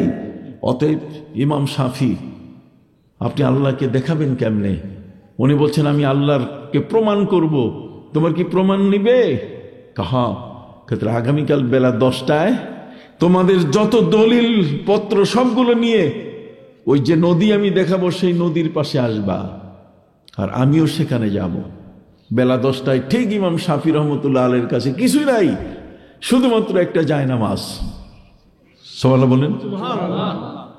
জায়নামাজখানা হাতে নিয়ে ইমাম শাফি রহমতুল্লাহ আলাইহি যখন তাদের সামনে এলেন, ওরা বলল, ইমাম শাফি কোথায় হবে আপনার সাথে আমাদের ডিবেট? কোন জায়গাটাতে তর্ক হবে? আল্লাহ আপনি প্রমাণ করবেন কোথায়? উনি বলছেন, ওই যে মেঘনা যমুনা নদী আছে, বিশাল বড় নদী, ঠিক এরকম নদীর পাড়ে নিয়ে গিয়ে বলছে চলো সেখানে যাই, তারপর আল্লাহ আছে কিনা প্রমাণ করব। ইমাম শাফির সাথে তারা চলে গেল। ওরা দেখতেছে যে আজকে তো উনি 12টা বেজে যাবে, কিচ্ছু নাই তার কাছে, কোনো বই নাই, কেতাব নাই, কিচ্ছু নাই, খালি একটা কি জায়নামাজ। জোরে বলেন, একটা কি? এই একটা জায়নামাজ দিয়ে তিনি কিভাবে এটা প্রমাণ করবেন? ওদের বুঝে আসে না। শেষ পর্যন্ত ইমাম শাফি রহমতুল্লাহ আলাইহি তাদেরকে নদীর পাড়ে নিয়ে তাদেরকে বললেন যে আল্লাহ কোথায় আছে, আল্লাহর শক্তি প্রমাণ করবো, করেন। উনি জায়নামাজ পানির উপরে বিছাই দিলেন। জায়নামাজ পানির উপরে বিছাই দিয়ে তিনি জায়নামাজকে হুকুম করলেন, রে জায়নামাজ, তুমি আমাকে নদীর মাঝখানে গভীর পানির উপরে নিয়ে যাও। জগতের মধ্যে যদি আপনি আল্লাহওয়ালা হতে পারেন, আল্লাহর সাথে যদি আপনার বন্ধুত্ব হয়ে যায়, তখন কিন্তু যে কোনো প্রাণী সবাই আপনার কথা শুনবে। হযরতে বড় পীর আব্দুল কাদের জিলানী রহমতুল্লাহ আলাইহি তিনি কিন্তু সিংহের পিঠে কথা বলেন, বাঘের পিঠে তিনি সোয়ার হতেন, বাঘ তাকে কামড়াইতো না। কথা বুঝতে পারছেন? শুধু তাই নয়, এই বাংলাদেশের মধ্যে হযরতে বড় পীর আব্দুল কাদের জিলানী রহমতুল্লাহ আলাইহির সময়কালে রাজশাহীতে যখন দত্তবাবুরা প্রতিদিন একজন একজন মুসলমানকে জবাই করে তার রক্তের হুলি খেলা খেলতেছে, বুঝতে পারছেন? একটু চা দিবেন তো, একটু গরম পানি দিলে ভালো হবে আর কি, ঠান্ডা লাগছে তো। সম্মানিত সুধী বন্ধুরা আমার, কষ্ট পাচ্ছেন না তো? দুটো কথা বলি শুনেন। সম্মানিত সুধী, রাজশাহীর বোয়ালিয়ায় সেখানে দত্তবাবুরা প্রতিদিন একজন মুসলমানকে জবাই করে মুসলমানের রক্ত দিয়ে হুলি খেলা খেলে। অত্যাচার কম হয় নাই, কথা কন। এই বাংলাদেশের জমিনের মধ্যে এমনি করে এই মসজিদে, এই বাংলাদেশের দেশটা এখন মসজিদের দেশ হয় নাই, প্রায় 4.5 লক্ষ মসজিদ বর্তমান বাংলাদেশে। এই দেশের মসজিদের আজান শুরু হয়েছে সেই সিলেটের জনতা থেকে। কোথায়? সিলেটের জনতা এলাকা। জনতা রাজা তিনি যখন মরে যাচ্ছেন, এটা ছিল খাসিয়া বংশের জনতা রাজা যখন মারা যাচ্ছেন, তখন এই সংবিধানে লেখা ছিল যে রাজা মারা গেলে রাজার বড় ভাগিনা তিনি হবেন রাষ্ট্রের মালিক। জনতা রাজা মারা যাওয়ার সময় তার বোন তার কাছে ছিলেন না। দুই ভাই এক বোন, বড় ভাই মারা গেছেন, বোন বিয়ে দিয়েছেন মুর্শিদাবাদে। রাজা জনতা সিলেটে জাফলং, শুনছেন কিনা? সেই জাফলং এর মধ্যে সেখানে তিনি যখন মৃত্যুর কাছাকাছি, তখন মন্ত্রী পরিষদ এসে বলছে, জাহাপনা, আপনার পরের দেশের রাজা হবে কে, আপনি আমাদেরকে বলেন। সংবিধান দেখো, সংবিধানের মধ্যে লেখা আছে রাজার পরে রাজা হবেন তার বড় ভাগিনা। জিজ্ঞাসা করা হলো, জাহাপনা, আপনার বড় ভাগিনা কোথায় থাকেন? আপনার বোনের বিয়ে হয়েছে কোথায়? রাষ্ট্রের বড় মানুষের খবর আমরা নিচু মানুষ রাখি না। অতএব মন্ত্রী পরিষদ জানতে চাইল। মন্ত্রী পরিষদ বলে দিয়ে দিলেন, তাদেরকে বলে দিয়ে দিলেন জনতা রাজা, যে আমার বোনের বিয়ে হয়েছে মুর্শিদাবাদে। মুর্শিদাবাদ বুঝেন তো? ইন্ডিয়ার হুগলি মুর্শিদাবাদ, পশ্চিমবঙ্গের কলকাতার পাশে। সেখানে রাষ্ট্রের পক্ষ থেকে একজন লোক পাঠায় দেওয়া হলো, একজন মন্ত্রীকে, যে যাইয়া আমার বোনের ছেলে তাকে নিয়ে আসো, তাকে রাষ্ট্র দিয়ে দিব। সুবহানাল্লাহ বলেন। 10 দিনে সিলেট থেকে মুর্শিদাবাদে পৌঁছার পর, সেখানে যাওয়ার পরে কোনো মতেই খুঁজে পায় না।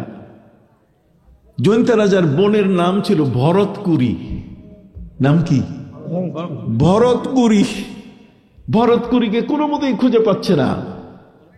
ঠিক এমন একটা সময় ভরতকুরি খুঁজে না পেতে পেতে এমন একটা কঠিন অবস্থা হয়ে গেল, সেই এলাকার মানুষদেরকে জিজ্ঞাসা করছে, কেউ কোনো হদিস দিতে পারতেছে না। যখন মন্ত্রী ফিরে আসবে বিফল মনোরথে, যে খুঁজে পেলাম না, এখন করণীয় কি আছে?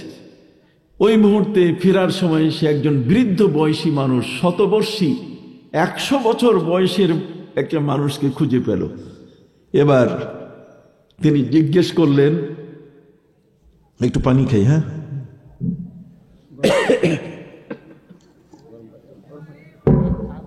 গরম পানিও নাই, এগুলো রাখবেন, এগুলো আমাদের জন্য তো কথা বলি সব সময়, কোন সময় কি হয় বলা যায় না। একটু তাড়াতাড়ি নিয়ে আসেন, একটু দরুদ শরীফ পড়ে আল্লাহ বরকত দিবেন। সাল্লাল্লাহু আলা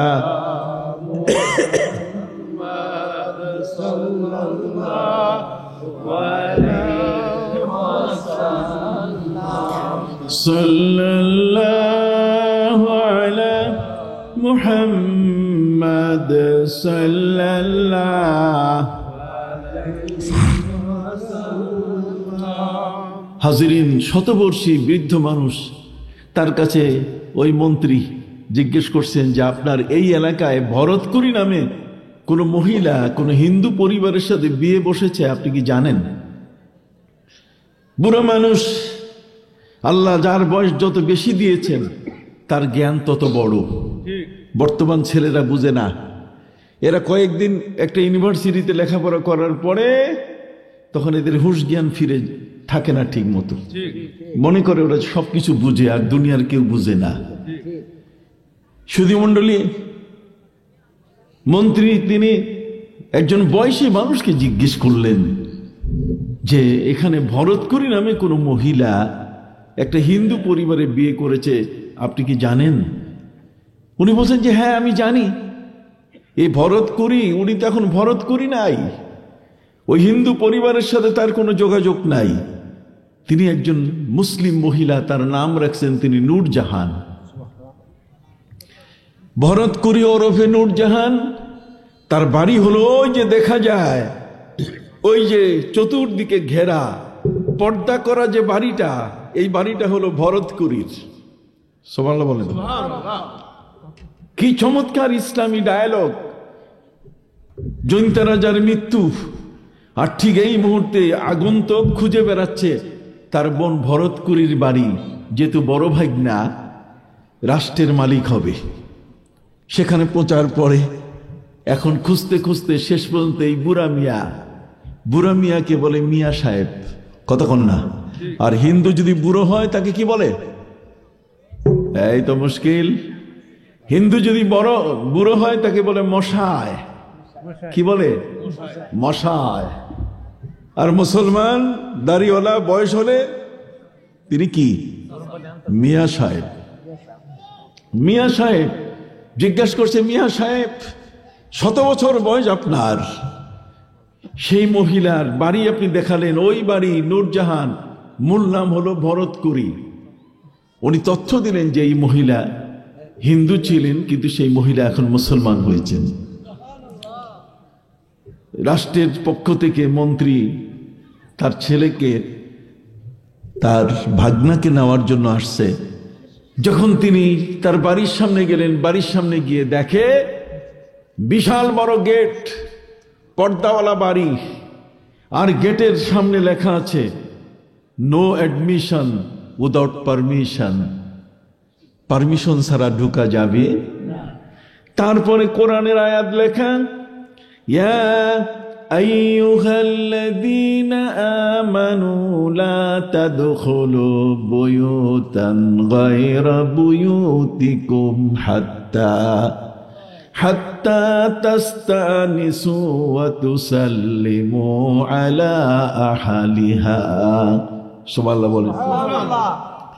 কোরআনের আয়াত লেখা, ইয়া আইয়ুহাল্লাযীনা আমানু, হে ঈমানদার ব্যক্তিরা, লা তাদখুলু বুয়ুতান গায়রা বুয়ুতিকুম, যেটা তোমার বাড়ি নয় সেই বাড়িতে বাড়িওয়ালার অনুমতি ছাড়া প্রবেশ করো না। হাত্তা তাস্তানিসু, বাড়িওয়ালার অনুমতি নিবে, ওয়া তুসাল্লিমু আলা আহলিহা, এবং বাড়িওয়ালাকে কি দিবে? সালাম দিবে। সুবহানাল্লাহ কোন। আমাদের সমাজে কিন্তু এটা উঠে গেছে। আমরা একজন আরেকজনের বাড়িতে হু হু করে ঢুকে যাই, সেখানে মহিলারা থাকে, মা বোন থাকে, তারা কি অবস্থায় থাকে এটা অনেক সময় আমরা জানি না, কিন্তু ভিতরে ঢুকলে দেখা যায় মা বোনরা লজ্জা পেয়ে যান, নিজের লজ্জা পেতে হয়। কথা বুঝতে পারছেন? এই জন্য ইসলামের নিয়ম হচ্ছে, খবরদার পর্দার মানুষের দিকে তাকাবি না, চোখের দৃষ্টি নিচে করতে হবে। ওয়াকুল্লিল মুমিনাতি ইয়াগুদুদনা মিন আবসারিহিন্না ওয়া ইয়াহফাজনা ফুরুজাহুন্না, নারীদেরকে হে নবী বলে দেন তারা যেন তাদের চোখের দৃষ্টি নিচে রাখে, আর পুরুষদেরকেও বলে দেন ওয়াকুল্লিল মুমিনিনা ইয়াগুদ্দু মিন আবসারিহিম ওয়া ইয়াহফাজু ফুরুজাহুম, পুরুষরাও যেন নিচে তাকায়। আর এখন তা নাই, এখন বোরকা বানায় আর চোখ খোলা রেখে ওই সমুদ্রের যে বিশাল লঞ্চ, বিশাল জাহাজ, সে জাহাজের সাজলাইটের মতো দেখে। কথা বল না, চোখ খুলে সারা দুনিয়া দেখা শুরু করে। অথচ ইসলামের নিয়ম হচ্ছে কি? পর্দা করা। জোরে বলেন, ইসলামের নিয়ম কি?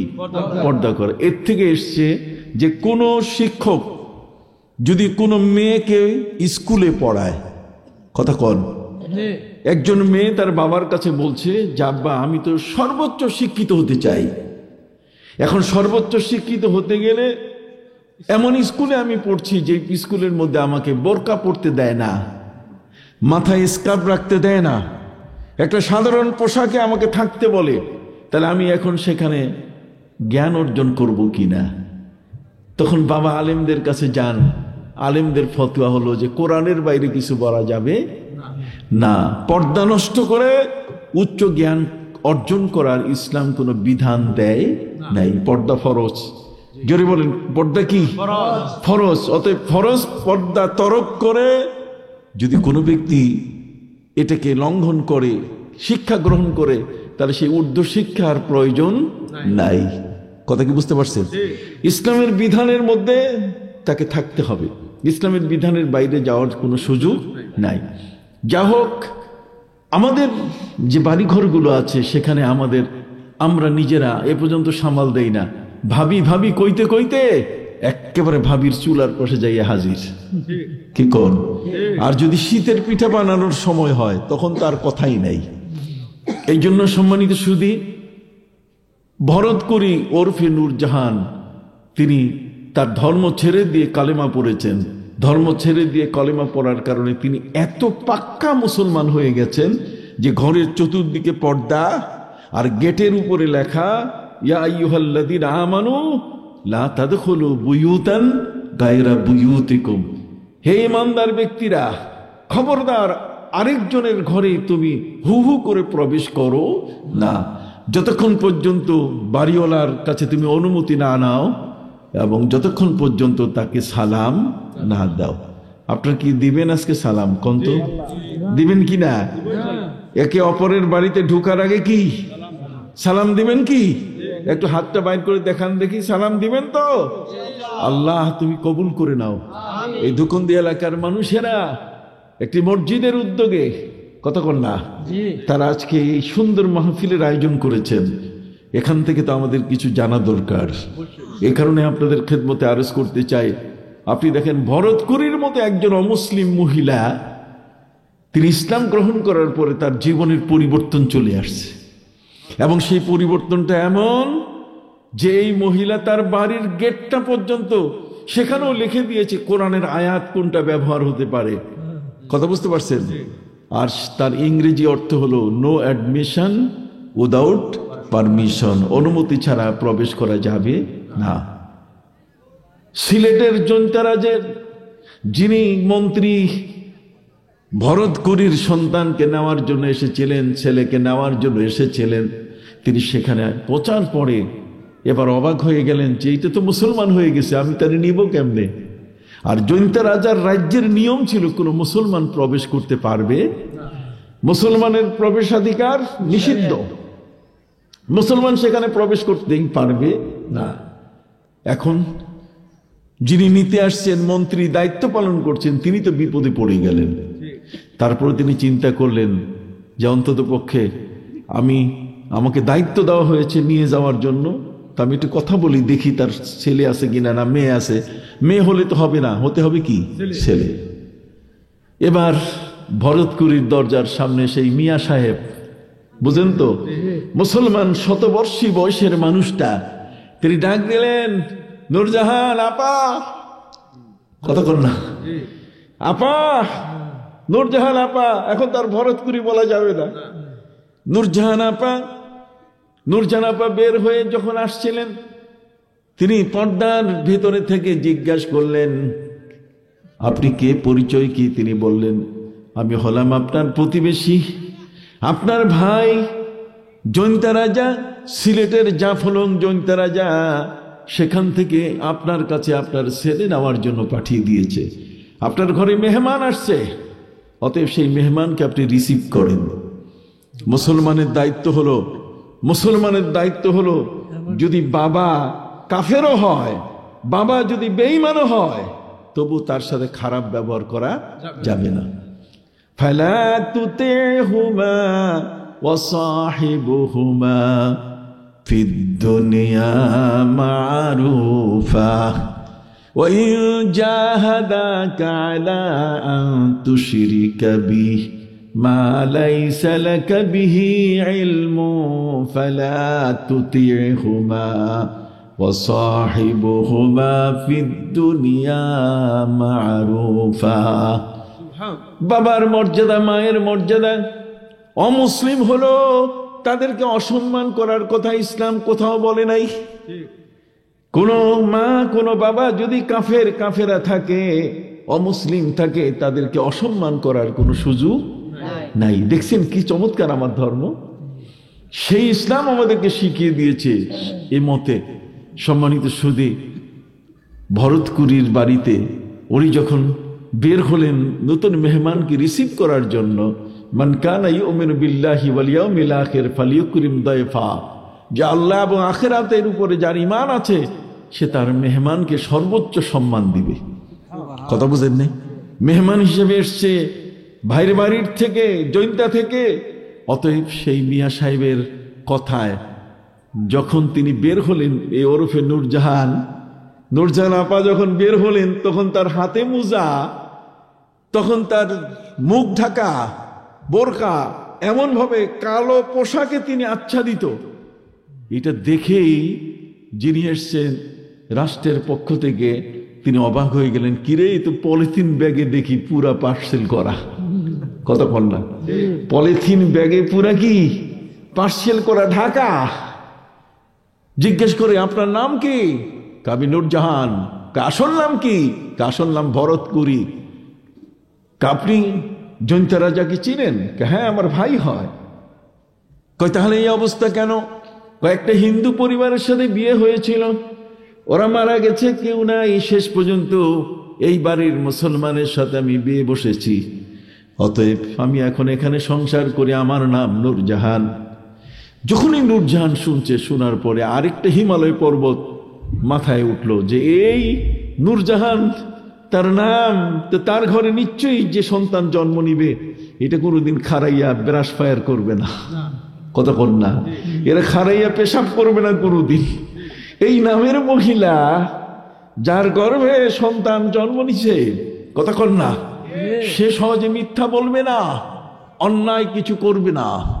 অতএব সম্মানিত সুধী, আগন্তুক সেই মন্ত্রী জিজ্ঞেস করলেন ভরতকুরি ওরফে নূরজাহান, ম্যাডাম আপনি কোন তো আপনার ছেলে মেয়ে কয়জন?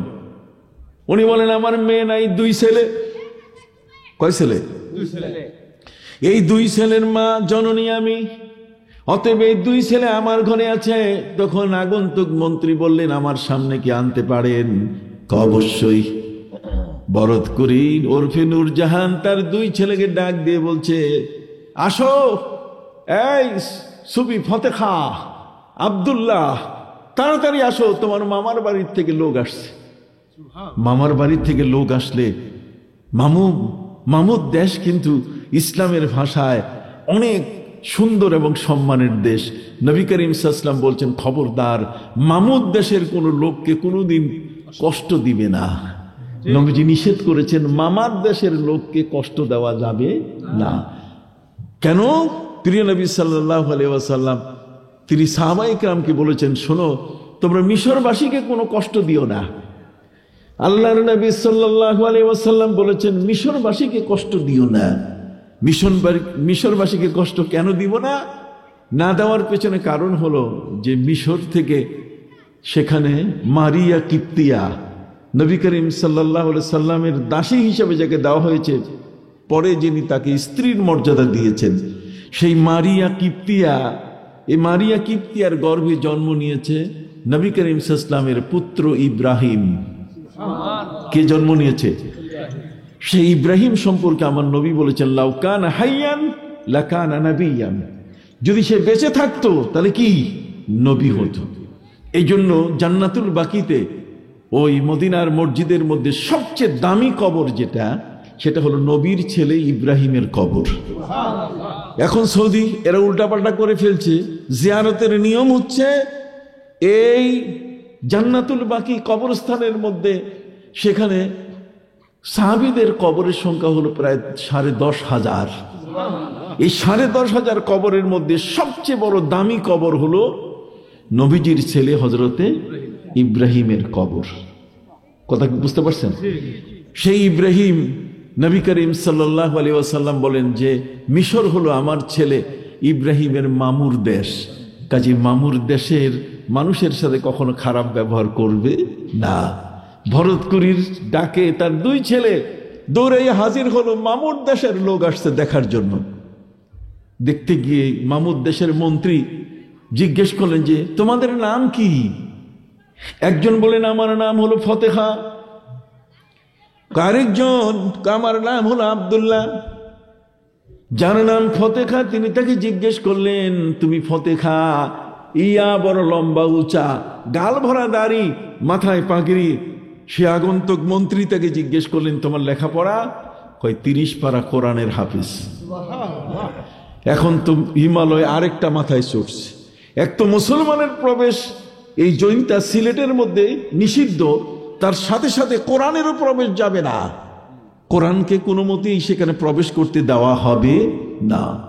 কি মহা সংকট হয়ে গেল কিনা? শেষ পর্যন্ত সম্মানিত সুধী অবস্থা এতই খারাপ হয়ে গেল, মন্ত্রী কি করবেন? তার প্রতি আদেশ যে আমার বোনের ছেলেকে নিয়ে আসো, ভাগনা আমার দেশ নিবে। যখন তাদেরকে একসাথে নিয়ে যাওয়া শুরু করলো, 30 পারা কোরআনের হাফেজ 2 ভাই, আর সাথে মা ভরতকুরি উর্ফে নূরজাহান। আস্তে আস্তে যখন জৈন্তা রাজ্যে প্রবেশ করছে, সারা জনতা রাজ্যের মানুষের মুখকে আল্লাহ তাআলা বন্ধ করে দিলেন। যে কোরআন সেই দেশে প্রবেশ নিষিদ্ধ, সেই কোরআনকে আল্লাহ রাজকীয় মেহমান করে মন্ত্রীর পাহারাদারির মাধ্যমে আল্লাহ প্রবেশ করে দিচ্ছেন।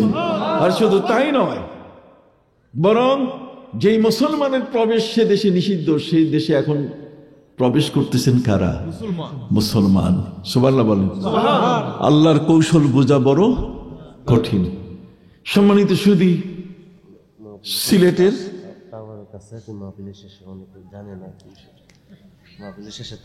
নাদিম সরোয়ার সুন্দর খবর দিল,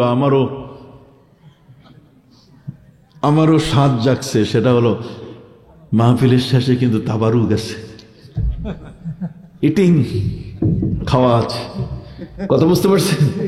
কোনো চিন্তা নাই। বলতেছিলাম যদি আল্লাহ চান তাহলে অসম্ভবকে সম্ভব তিনি করতে পারেন কিনা। সেই জৈন্তা রাজ্যের রাজার মধ্যে কোরআন প্রবেশ করাচ্ছেন আল্লাহ রয়্যাল গেস্ট করে। সেখানে প্রবেশ করছে 3 জন মুসলমান, অথচ বাধা দেওয়ার মতো ক্ষমতা কারো। ভিতরে তারা প্রবেশ করলেন। ভিতরে প্রবেশ করার পরে যখন দাড়িওয়ালা মুসলমান দেখলেন, দাড়িওয়ালা মুসলমান কি? আজকে একজন বক্তার আমি বক্তব্য শুনে অবাক হয়ে গেলাম। সে বলছে দাড়ি হচ্ছে মনের দাড়ি, মুখের দাড়ি দরকার নাই। মানে মনে মনে দাড়ি লম্বা যদি হয় তাহলে এটাই হলো আসল দাড়ি, এই বাইরের দাড়ির প্রয়োজন নাই। এটা হচ্ছে তার আমল আকীদার খেলাফ। কথা কন না? নবী করিম সাল্লাল্লাহু আলাইহি ওয়াসাল্লামের কাছে জিবরিল আমিন এসে জিজ্ঞাসা করছেন, হে রাসূল মাল ইসলাম, হে রাসূল মাল ঈমান, হে রাসূল মাল ইহসান। নবীকে জিজ্ঞাসা করছেন ইসলাম কি জিনিস? নবী বলছেন ইসলাম হচ্ছে বজ্রকণ্ঠে আওয়াজ দিতে হবে আনতাশহাদা। তাশহাদা শব্দের অর্থ হচ্ছে লুকাইয়া নয়, জোরে বজ্রকণ্ঠে বলতে হবে লা ইলাহা ইল্লাল্লাহ। কথা বুঝতে পারছেন? বজ্রকণ্ঠে তাকে আল্লাহর সাক্ষ্য দিতে হবে। পবিত্র কোরআন মজিদে আল্লাহ পাক রব্বুল আলামিন বলেন, শাহিদাল্লাহু আন্নাহু লা ইলাহা ইল্লাহু ওয়াল মালাইকাতু ওয়া উলুল ইলমি কাইমান বিল কিসতি লা ইলাহা ইল্লা হুয়াল আজিজুল হাকীম। সুবহানাল্লাহ বলেন। অতএব আমাদের ঈমান হলো আর ইসলাম হলো। ঈমান আর ইসলামের মধ্যে পার্থক্য আকীদা। আকীদাকে বিশ্বাস করে না। নতুন করে কিছু বক্তৃতা দিচ্ছে, আকীদা আবার কি জিনিস? আকীদা নাকি প্রয়োজনই হয় না। আপনি জানেন আকীদা যদি না থাকে তাহলে ঈমান চুরি হয়ে যাবে। আকীদা না থাকলে কি চুরি হয়ে যাবে? ঈমান। কিরকম? মণিমুক্তা আপনি আনছেন, পাইছেন, এই মণিমুক্তা কি রাস্তায় ফেলে রাখবেন? এটা সিন্দুকের মধ্যে রাখবেন। সেই সিন্দুকটা কি বাড়ির বাইরে রাখবেন? এটা ঘরের ভিতরে। ঘরের ভিতরে রাখার পরে সেই সিন্দুকটা যে ঘরের মধ্যে রাখবেন, এটা তালার এমন ব্যবস্থা করবেন যাতে কোনো ক্রমে ডাকাত এটাকে খুলতে, আর এমন ওজনের এমন একটা সিন্দুক নেবেন যাতে 4-5 জন ডাকাইতে কান্দে উঠিতে না পারে।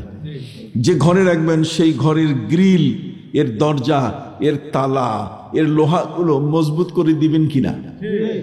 তাহলে একটা মণিমুক্তা আপনি সিন্দুকের মধ্যে রাখতে যাইয়া তার চতুর্দিকে যত ধরনের আপনি প্রটেকশনটা দিলেন, আকীদা হলো ঈমানের প্রটেকশন। যদি বলেন আকীদা হলো ঈমানের কি প্রটেকশন। আকীদা নষ্ট হয়ে গেছে। সেই ইসলামকে বলছে, ইসলাম সম্পর্কে তার ধারণা এমন, দাড়ি এটা রাখা আমলান ফরজ। আমলান কি? সে বলছে যে না, অমুক সাহেব বলেছেন কিতাবের মধ্যে যে দূর থেকে দেখা গেলেই হলো দাড়ি, আসল দাড়ি হলো মনের দাড়ি। মনের দাড়িটা যেন লম্বা হয়। যদি মনের দাড়ি লম্বাই হতো তাহলে আমার নবী সাল্লাল্লাহু আলাইহি সাল্লাম তো দাড়ি ওরকম খাটো করতেন, ঠিক কিনা? তিনি দাড়ি বাড়াইতে বলতেন না। ইফাউল লোহা ওয়া কাসসুশ শাওয়ারিব, দাড়ি লম্বা করো কতক্ষণ, আর মোজ খাটো করো। তো দাড়ি লম্বা করার কথা নবী বলতেন না, মনের দাড়ি বড় হইলেই তো হইতো। এগুলো সব বিভ্রান্তিকর কথাবার্তা। আমরা এই সমস্ত কথাবার্তা মানি না। হাত উঁচু করে বলেন মানি মানি না। আসুন, শেষ পর্যন্ত ঢুকে পড়লো জৈন্তা রাজ্যের মধ্যে ফতে খাঁ আব্দুল্লাহ আর তার মা। মন্ত্রী পরিষদের মধ্যে হইচই পড়ে গেল। সবাই মিলে সংসদ ডাকলো। সংসদের ভিতরে তারা বলবে না জয়যুক্ত হয়েছে, আমরা মানি না এই মুসলমানের প্রবেশ, অথবা না জয়যুক্ত হইয়াছে, না জয়যুক্ত হইয়াছে। সম্মানিত শুধু এমন একটি পর্যায়ে শেষ পর্যন্ত জৈন্তা রাজা বলছে এগুলো করতে যেও না, সংবিধান খোলো। সংবিধান খুলে দেখা গেল 10 দফায় লেখা আছে যে রাজার পরে রাজার ভাগ্না দেশের দায়িত্ব পাবে। রাজার ভাগ্না বললেন এখানে কি লেখা আছে যে মুসলমান হইতে পারবে না, খ্রিস্টান হইতে হবে বা হিন্দু হইতে হবে? কিছুই লেখা নাই। যখন লেখা নাই তাহলে সংবিধানটাকে অপবিত্র করো না, আমার ভাগ্নার হাতে দেশ দিয়ে দাও। ফতে খাঁর হাতে, দাড়িওয়ালার হাতে জৈন্তা রাজ্যের দায়িত্ব ন্যস্ত হলো। দায়িত্ব পাওয়ার পরে ফতে খাঁ তার সামনে সেলুট দেওয়ার জন্য সব মন্ত্রী লাইন দিল।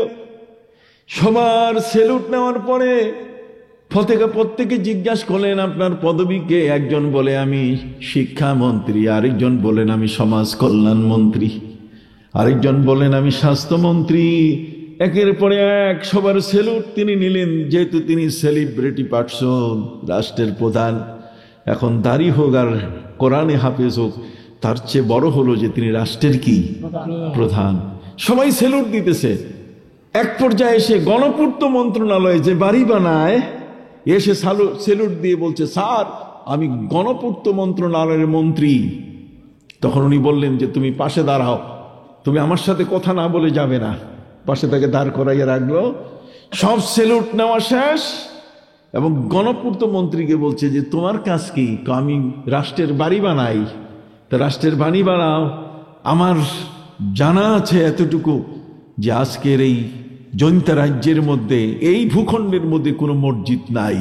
অতএব আমি তোমাকে নির্দেশ দিলাম রাষ্ট্রের প্রধান হয়ে 1 মাসের মধ্যে একটা 7 তলা মসজিদ বানাবা আর 10 তলা মিনারা বানাবা। 7 তলা মসজিদ আর 10 তলা মিনারা, এটা বানাইয়া আমার কাছে 1 মাসের মধ্যে বুঝাই দিবা। দেখছেন যারা ইসলাম নিয়ে আসছেন তাদের ইসলাম কত কষ্ট। আর আমরা দাড়ি লাগবে না, জাহান্নামের মধ্যে ঢুকলে সবসময় জাহান্নামে থাকবে। কোরআন শরীফ বিনা উযুতে স্পর্শ করা যাবে কতক্ষণ? এরপরে যে কত বাজে কথা আমাদের ঈমান আকীদা আমাদের বিশ্বাসগুলোকে কি করতেছে, নষ্ট করে দিচ্ছে। সম্মানিত সুধী, শেষ পর্যন্ত 1 মাসের মাথায় মসজিদ তৈরি করে যখন তার হাতে দেওয়া হলো, এই মসজিদ এত বিশাল মিনারা, ফতে খা তার ভাইকে বললেন আমি ইমাম আর তুমি হলে মুয়াজ্জিন। ফতে খা ভাই আব্দুল্লাহকে বলে দিল আমি হলাম কি ইমাম আর তুমি কি মুয়াজ্জিন। তুমি ওই 7 তলা এই মসজিদের 10 তলা মিনারের উপরে উঠে তুমি আজান দাও, আমি নিচে আছি দেখি কোন বেটা ঠেকায়। আজান শুরু হলো, আল্লাহু আকবার আল্লাহু আকবার। আর সেই আজানের ধ্বনিতে সেদিন যত মূর্তি আছে সবগুলো ভেঙে ভেঙে টুকরো টুকরো হয়ে পড়ে গেল। সেই আজান কি আজকে আমাদের কাছে আছে? আবার বলেন, এই তো বহু দূরের নয়, সিলেটের ঘটনা। আপনারা যে রোডের যাতায়াত করেন ঢাকায়, সেই রোডেই তো প্রতি মুহূর্তে সিলেট থেকে গাড়ি আসা যাওয়া করছে। আমি সেই জৈন্তার সেখানে গিয়েছি। সেখানে আল্লাহ পাক রব্বুল আলামিন এই বাংলাদেশের প্রথম মসজিদ এবং আজানের ব্যবস্থা করলেন। সেখান থেকে কিন্তু বাংলাদেশের মসজিদের কি সূচনা। আমরা মুসলমান, আমরা ইমানদার। আমাদের ইমানের প্রথম কাজ যেটা হলো, ইসলামের যে মূল কাজ সেটা হলো বজ্রকণ্ঠে বলতে হবে আল্লাহ ছাড়া কোনো মাবুদ নাই। এরপরে আপনাকে বলতে হবে, আপনাকে সাক্ষ্য দিতে হবে আন্না মুহাম্মাদার রাসূলুল্লাহ, নবীকে সাক্ষ্য দিতে হবে যে তিনি আল্লাহর রসুল, এবং আল্লাহ রসুল হিসেবে আপনার আকীদা থাকতে হবে যে আল্লাহ রসুল হিসেবে তিনি সর্বশেষ নবী। কতক্ষণ এই বিশ্বাসটুকু আপনার থাকতে হবে। এখন কাদিয়ানীরা যদি বলে যে উনি নবী, এরপরে আরো ছায়া নবী আসছে, তাহলে নবীর পরে যদি আরো নবী থাকে, আমার নবী বলছেন লা নবিয়্যা বাদি, আমার পরে কোনো নবী নাই। তো আমার পরে কোনো নবী নাই এই কথাটি যিনি বললেন, সে নবী সাল্লাল্লাহু আলাইহি সাল্লামের পরে কোনো নবী নাই যদি কেউ নবী বলে দাবি করে, কাদিয়ানীরা দাবি করতেছে, তাহলে পৃথিবীতে অঘটন ঘটে যাবে, বড় কোরআনের মর্যাদা নষ্ট হয়ে যাবে। যদি নবীর পরে আরো নবী আসে, তাহলে সে দাবি করবে যে আমার উপরে অমুক কিতাব নাজিল হয়েছে, অথবা নবীর আদর্শ এবং সুন্নত গুলোকে সে ধ্বংস করে ফেলবে। সে নিজের পরিচয় দিতে গিয়ে নবীর সুন্নত গুলোকে বাঁচায় রাখবে, স্বতন্ত্র পদ এবং মত সে তৈরি করবে। এই জন্য বন্ধুরা আমার, ইসলামের আকীদা হলো যে আমাদের নবী সাল্লাল্লাহু আলাইহি সাল্লাম তিনি হলেন আল্লাহর কি রসুল। তার রিসালাতের আকীদাটা হবে কেমন, যে তিনি সৃষ্টির শুরুতে রসুল। কথা কন, বলেন সৃষ্টির শুরুতে কি রসুল। ওয়াইজ আখাযাল্লাহু মিসাকান নাবিয়্যিনা লামা আতাইতুকুম মিন কিতাবিন ওয়া হিকমা সুম্মা জাআকুম রাসূল।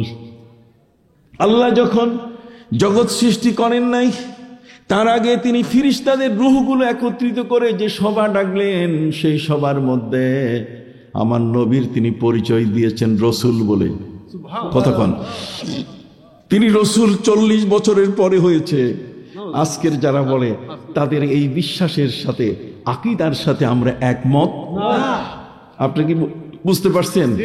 সৃষ্টির শুরুতে ফিরিস্তাদের বৈঠকে আল্লাহ পাক রব্বুল আলামিন সভাপতির আসন থেকে ঘোষণা দিলেন যে তোমরা যারা আজকে আমার বক্তৃতা শুনছো, আমার নবী রসুলের রূহরা, কথা বুঝে গেছে? ওয়াইজ আখাযাল্লাহু মিসাকান নাবিয়্যিন, নবীদের ম্যান্ডেট, নবীদের কাছ থেকে আল্লাহ ওয়াদা নিচ্ছেন যে আমার তোমাদের পরে পৃথিবীতে আমার এক রসুল আসবেন। আমার নবী সাল্লাল্লাহু আলাইহি ওয়াসাল্লামের পদমর্যাদা আল্লাহ তাআলা সৃষ্টির শুরুতেই ঘোষণা করেছেন তিনি কি রসুল। সুবহানাল্লাহ বলেন। সম্মানিত সুধী, শুধু তাই নয়, বরং যত নবী এবং রসুল এসেছেন তাদেরকে আল্লাহ তাআলা বলে দিয়েছেন তোমরা পৃথিবীতে গিয়ে যেন ভুলে না যাও। এই জন্য আসমানি কিতাবগুলোতে আমি তোমাদের তার নাম দিয়ে দিব। আল্লাযীনা ইয়াত্তাবিউনার রাসূলান নাবিয়াল উম্মিয়াল্লাযী ইয়াজিদুনাহু মাকতুবান ফিত তাওরাতি ওয়াল ইনজিল। তাওরাত এবং ইনজিলে তার নাম আমি লিখে দিব। ঠিক অনুরূপ ভাবে ওই জান্নাতের প্রতিটি দরজার মাথায় উপরে কথা বলেন, জান্নাতের যত গাছ আছে তার ডালে ডালে আমি আমার নবীর নাম, আমি রসুল শব্দ লিখে দিয়ে দিব। তাহলে রসুল সেখানে। সম্মানিত সুধী, আল্লাযীনা ইয়াত্তাবিউনা রাসূলান নবী, রাসূল, আল্লাহ তাআলা তাকে রাসূল বলে তৌরাত এবং ইনজিলের মধ্যে তার নাম তিনি লিখে দিয়েছেন। কাজে 40 বছরের আগে তিনি রসুল ছিলেন না, এই আকীদা আমরা কখনো পোষণ করতে পারি না। নবী সৃষ্টির শুরু থেকেই তিনি কি? রসুল। রসুল। এখন আসুন, এই রসুল ইহুদি খ্রিস্টানদেরকে আল্লাহ যে মেসেজ দিচ্ছেন, সেখানেও তিনি বলছেন, ইয়া আহলাল কিতাবি কাদ জাআকুমুর রাসূল, হে আহলে কিতাব, তোমাদের কাছে কি আমার রসুল এসে গেছেন। সুবহানাল্লাহ বলেন। হযরতে নবী ইব্রাহিম আলাইহিস সালাম কাবা ঘর নির্মাণ করার পরে যখন তিনি দোয়া করলেন, সেখানেও তিনি দোয়া করলেন, রব্বানা ওয়াবআস ফীহিম রাসূলাম মিনহুম। এখানেও রসুল। নবী পৃথিবীতে আসতেছেন, সেই নবীকে লক্ষ্য করে আল্লাহ আমাদেরকে বলে দিলেন, লাকাদ জাআকুম রাসূলুম মিন আনফুসিকুম আজিজ। সুবহানাল্লাহ বলেন। তাহলে এখানেও তিনি কি? রসুল। তাহলে তার রসুল শব্দটা তো আল্লাহ বন্ধ করেন নাই। আর আমরা মৌলবীরা এখানে আসার পরে বলি না 40 বছর আগে উনি রসুল ছিলেন না। কি বড় মিথ্যা কথা। আমরা কি এই আকীদা নিতে পারি? আমার বলেন, আকীদা নিতে পারি? আমার নবী সাল্লাল্লাহু আলাইহি ওয়াসাল্লাম তিনি শুধু রসুলই নন, বরং আল্লাহ তাকে এত ভালোবাসেন, তার 19টা নাম আমার নবীকে তিনি উপহার দিয়েছেন। তার মধ্যে রাউফুর রহিম, আজিজ আল্লাহর নাম, রউফ আল্লাহর নাম, রহিম আল্লাহর নাম। অতএব আমার নবী সাল্লাল্লাহু আলাইহি ওয়াসাল্লামের এই মহাসম্মান, তাকে রসুল, তার রিসালাতটা কেমন? যত নবী জগতের মধ্যে এসেছেন, নবী ইন্তেকাল করার সাথে সাথে তার সব রিসালাত বাতিল হয়ে গেছে, নবুয়তি বাতিল হয়েছে, কিন্তু আমার নবীর রিসালাত নবুয়ত বাতিল হয় না। সৃষ্টির শুরুতেও তিনি রসুল, এই জগতের মধ্যে যত নবী এসছেন সেই সময়কালেও তিনি কি? রসুল। এন্তেকালের আগেও তিনি কি? রসুল। এন্তেকালের সময় তিনি রসুল, এন্তেকালের পরেও তিনি রসুল, রওজা মোবারকে এখনো তিনি রসুল, এবং কিয়ামতের ময়দানে সেখানেও রসুল, জান্নাতের ভিতরে সেখানেও কি? রসুল। সুবহানাল্লাহ বলেন। এটা হলো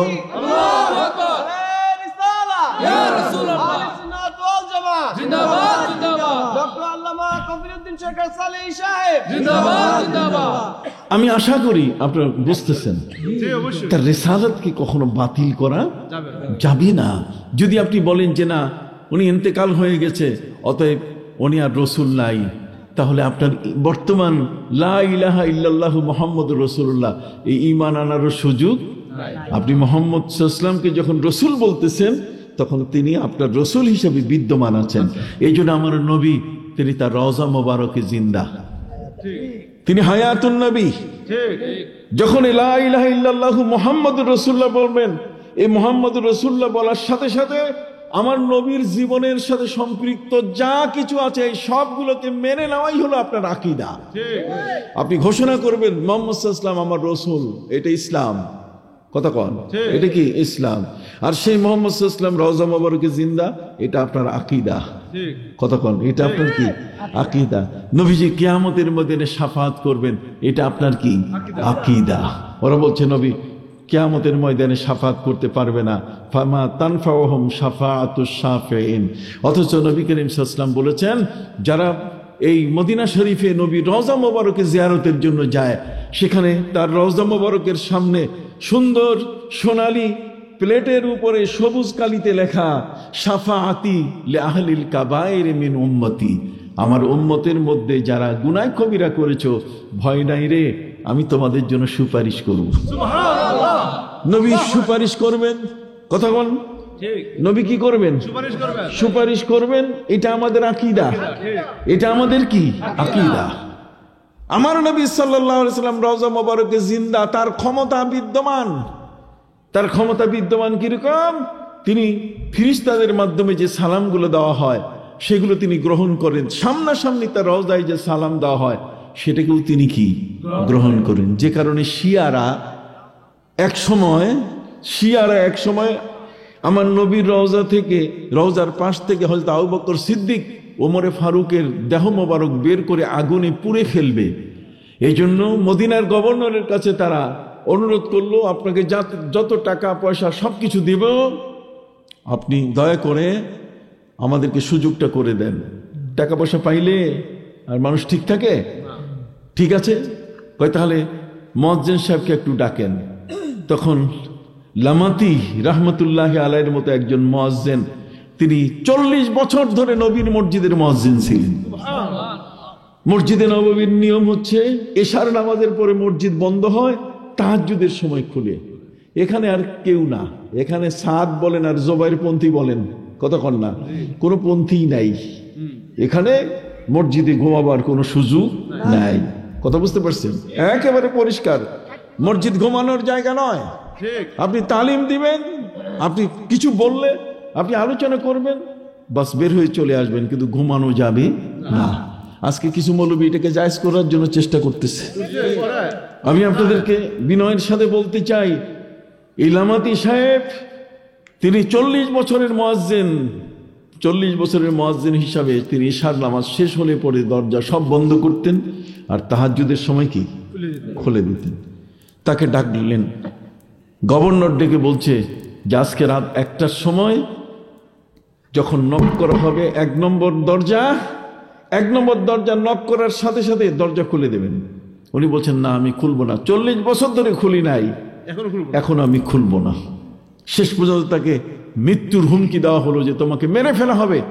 তোমার এত কি, আমি গভর্নর তোমাকে বলছি, অপরাধ যদি হয় আমার হবে, যদি গুনাহ হয় আমার হবে, তুমি খুলে দিও।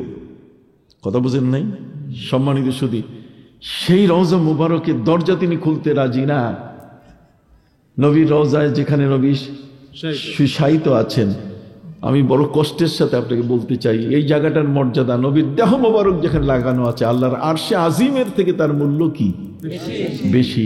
অথচ এক দুষ্ট সে বলতেছে যে এক সময় আসবে যে মসজিদে নববীতে নাকি কুত্তা পেশাব করবে, মসজিদে নববীতে নাকি কি কুত্তা পেশাব করবে। কত নিকৃষ্ট চিন্তাধারা হলে আমি এই কথাগুলো বলি বিধায় আমি তাদের জন্য বিপদের কারণ। কথা বুঝতে পারছেন? কতটুকু নিম্ন জ্ঞান হলে, কতটুকু নিম্ন স্তরের জ্ঞান হলে এই কথাগুলো বলা যায়। গভর্নর এই লামাতি সাহেবকে বললেন যে আপনি দরজা খুলে দিবেন রাত 1টায়। উনি বলছে পারবো না, দিতে হবে খুলাইয়া, না হলে আপনি বিপদে পড়বেন। আচ্ছা ঠিক আছে, কি হবে? কি হবে তখন দেখবেন। সম্মানিত শুধু উনি বলছেন আল্লাহ ভরসা। উনি টের পেয়ে গেছেন যে নবীর শ্বশুর 2 জন নবীর পাশে শোয়া আছেন, হযরত আবু বকর সিদ্দিক, ওমরে ফারুক, 2 জনে শায়খাইন, তাজিমুশ শায়খাইন ওয়া তাকরিমুল খাতানাইন মিনাল ঈমান। নবীর 2 শ্বশুর এবং তার 2 জামাইকে সম্মান করা, এটা কি ঈমানের দরজা খুলে দিলেন। খুলে দেওয়ার সাথে সাথে অবাক হয়ে গেলেন যে প্রত্যেকের হাতে শাবল, কত ক্ষমতা, তাদের হাতে টুকরি, মাটি বের করার সবকিছু। এটা দেখে তিনি অবাক হয়ে গেলেন। তিনি বললেন না, এগুলো নিয়ে প্রবেশ করা যাবে না। ওরা বলছে এগুলো নিয়ে প্রবেশ করো। শুরু হলো মারামারি, অনেকে অনেকভাবে আঘাত করা হলো।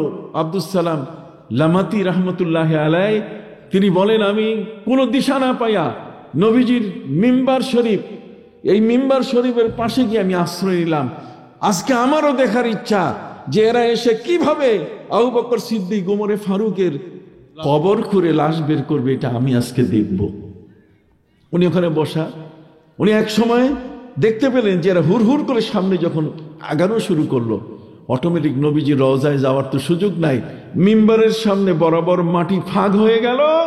আর 40 জন যারা সেদিন দরজার সামনে এসেছিল তারা সবাই জীবন্ত ওই মাটির ফাঁকের মধ্যে ঢুকে তাদের কবর হয়ে গেল। সুবহানাল্লাহ। তাহলে আমার নবী রওজা মুবারকে জিন্দা কিনা? আবার জোরে বলেন, আমার নবীজি রওজা মুবারকে জিন্দা কিনা? এই সমস্ত আকীদা আমাদের মনে রাখতে হবে। কি মনে আছে আপনাদের? মনে থাকবে তো? আল্লাহ যেন কবুল করেন। বারবার আসার পরে আলেম ওলামা যারা আসবে, সুন্নি আলেমদেরকে নিয়ে আসবেন। কথা বুঝতে পারছেন?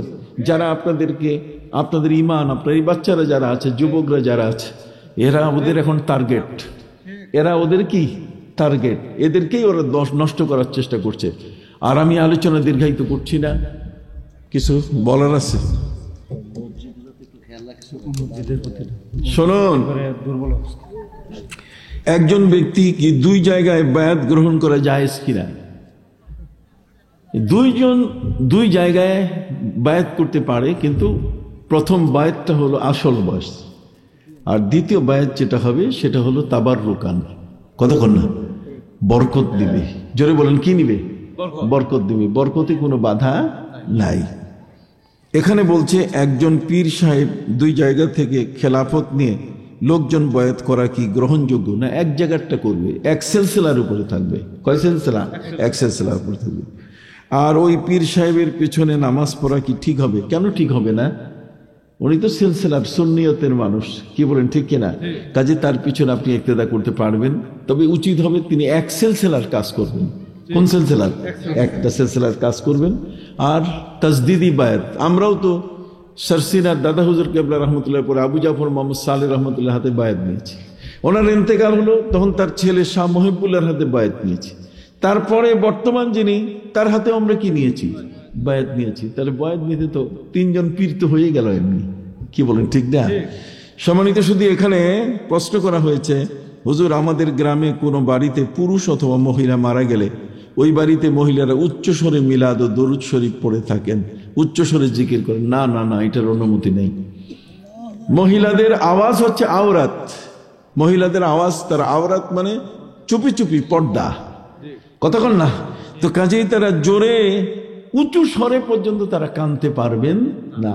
মিলাদ শরীফ তো দূরের কথা, এবং মানুষ মারা গেলে সেখানে মিলাদ পড়তে হবে, ইসলামের কোনো ফেকার কেতাবে এটা বলা নাই। এই বিষয়ে আপনাদেরকে সতর্ক থাকতে হবে। খবরদার, মানুষ যেন না বলে যে আমরা বেদাতি, মানুষ যেন না বলে আমরা কি সুন্নিয়তের যে বিষয়গুলো, সেগুলো তো আমরা আপনাদেরকে বলেই দিচ্ছি, কিন্তু যে বিষয়গুলো কোনো ক্রমে ইসলাম পারমিশন দেয় না, আপনি এটা করবেন না। কথা বুঝতে পারছেন? আপনি এটা কি করবেন না। ভালো থাকেন, সুস্থ থাকেন। এখানে যে মসজিদ, এটা আমাকে আগে বললে আরো ভালো হতো। কথা বুঝতে পারছেন? এই মসজিদে আপনারা খেয়াল রাখবেন। রাজি আছেন সবাই? একটু হাত উঁচু করে দেখান। মসজিদে, পৃথিবীর সবচেয়ে উত্তম জায়গা কি? মসজিদ। হযরত ইমাম আবু হানিফা রাহমাতুল্লাহ আলাইহির মতো ব্যক্তিকে 17টা প্রশ্ন করা হয়েছে। 17টা প্রশ্নের মধ্যে উনি বলছেন আমার একটার উত্তর জানা নাই। আমরা হলে তো এত পণ্ডিত, সাথে সাথে উত্তর দেই। আর ইমাম আবু হানিফা রাহমাতুল্লাহ আলাইহি বলছেন যে না, আমি 17টা প্রশ্নের উত্তর জানি না। ওনাকে জিজ্ঞেস করলো যে পৃথিবীর কোন জায়গাটা উত্তম, উত্তর দেন। আমি জানি না। আপনি জানেন না? তার কারণ এরকম অনেক বিষয় আছে, নবীজিকেও জিজ্ঞেস করা হয়েছে, নবীজি বলছেন এটার উত্তর আমার জানা নাই। তাহলে কে জানে? জিবরাইল। জিবরাইলকে জিজ্ঞেস করছে, ভাই তোমার উত্তর জানা আছে? জিবরাইল বলছে আমিও তো উত্তর জানি না, একটু আল্লাহর কাছে জিজ্ঞেস করি। তখন আল্লাহর কাছে জিজ্ঞেস করেন, আল্লাহ বললেন শোনো, পৃথিবীর সবচেয়ে উত্তম জায়গা হলো মসজিদ। খায়রুল বিকায় মাসাজিদুহা ওয়া শাররুল বিকায় আসওয়াকুহা। পৃথিবীর সর্বশ্রেষ্ঠ জায়গা কি? মসজিদ। কিয়ামতের ময়দানে মসজিদ এটা আকাশে তুলার মতো উড়ে কাবা ঘরের সাথে মিশে জান্নাতে চলে যাবে। কাজে আমার কন্ট্রিবিউশন, আমার দান, কতক্ষণ না, আমার মসজিদের জন্য আমি যে দানটা করলাম, জাকাতের মাল মসজিদ খাবে না, মান্যতের মাল মসজিদ খাবে না, আপনার সাধারণ অনুদান, এটা আল্লাহর পক্ষ থেকে বড় মহাপরীক্ষা।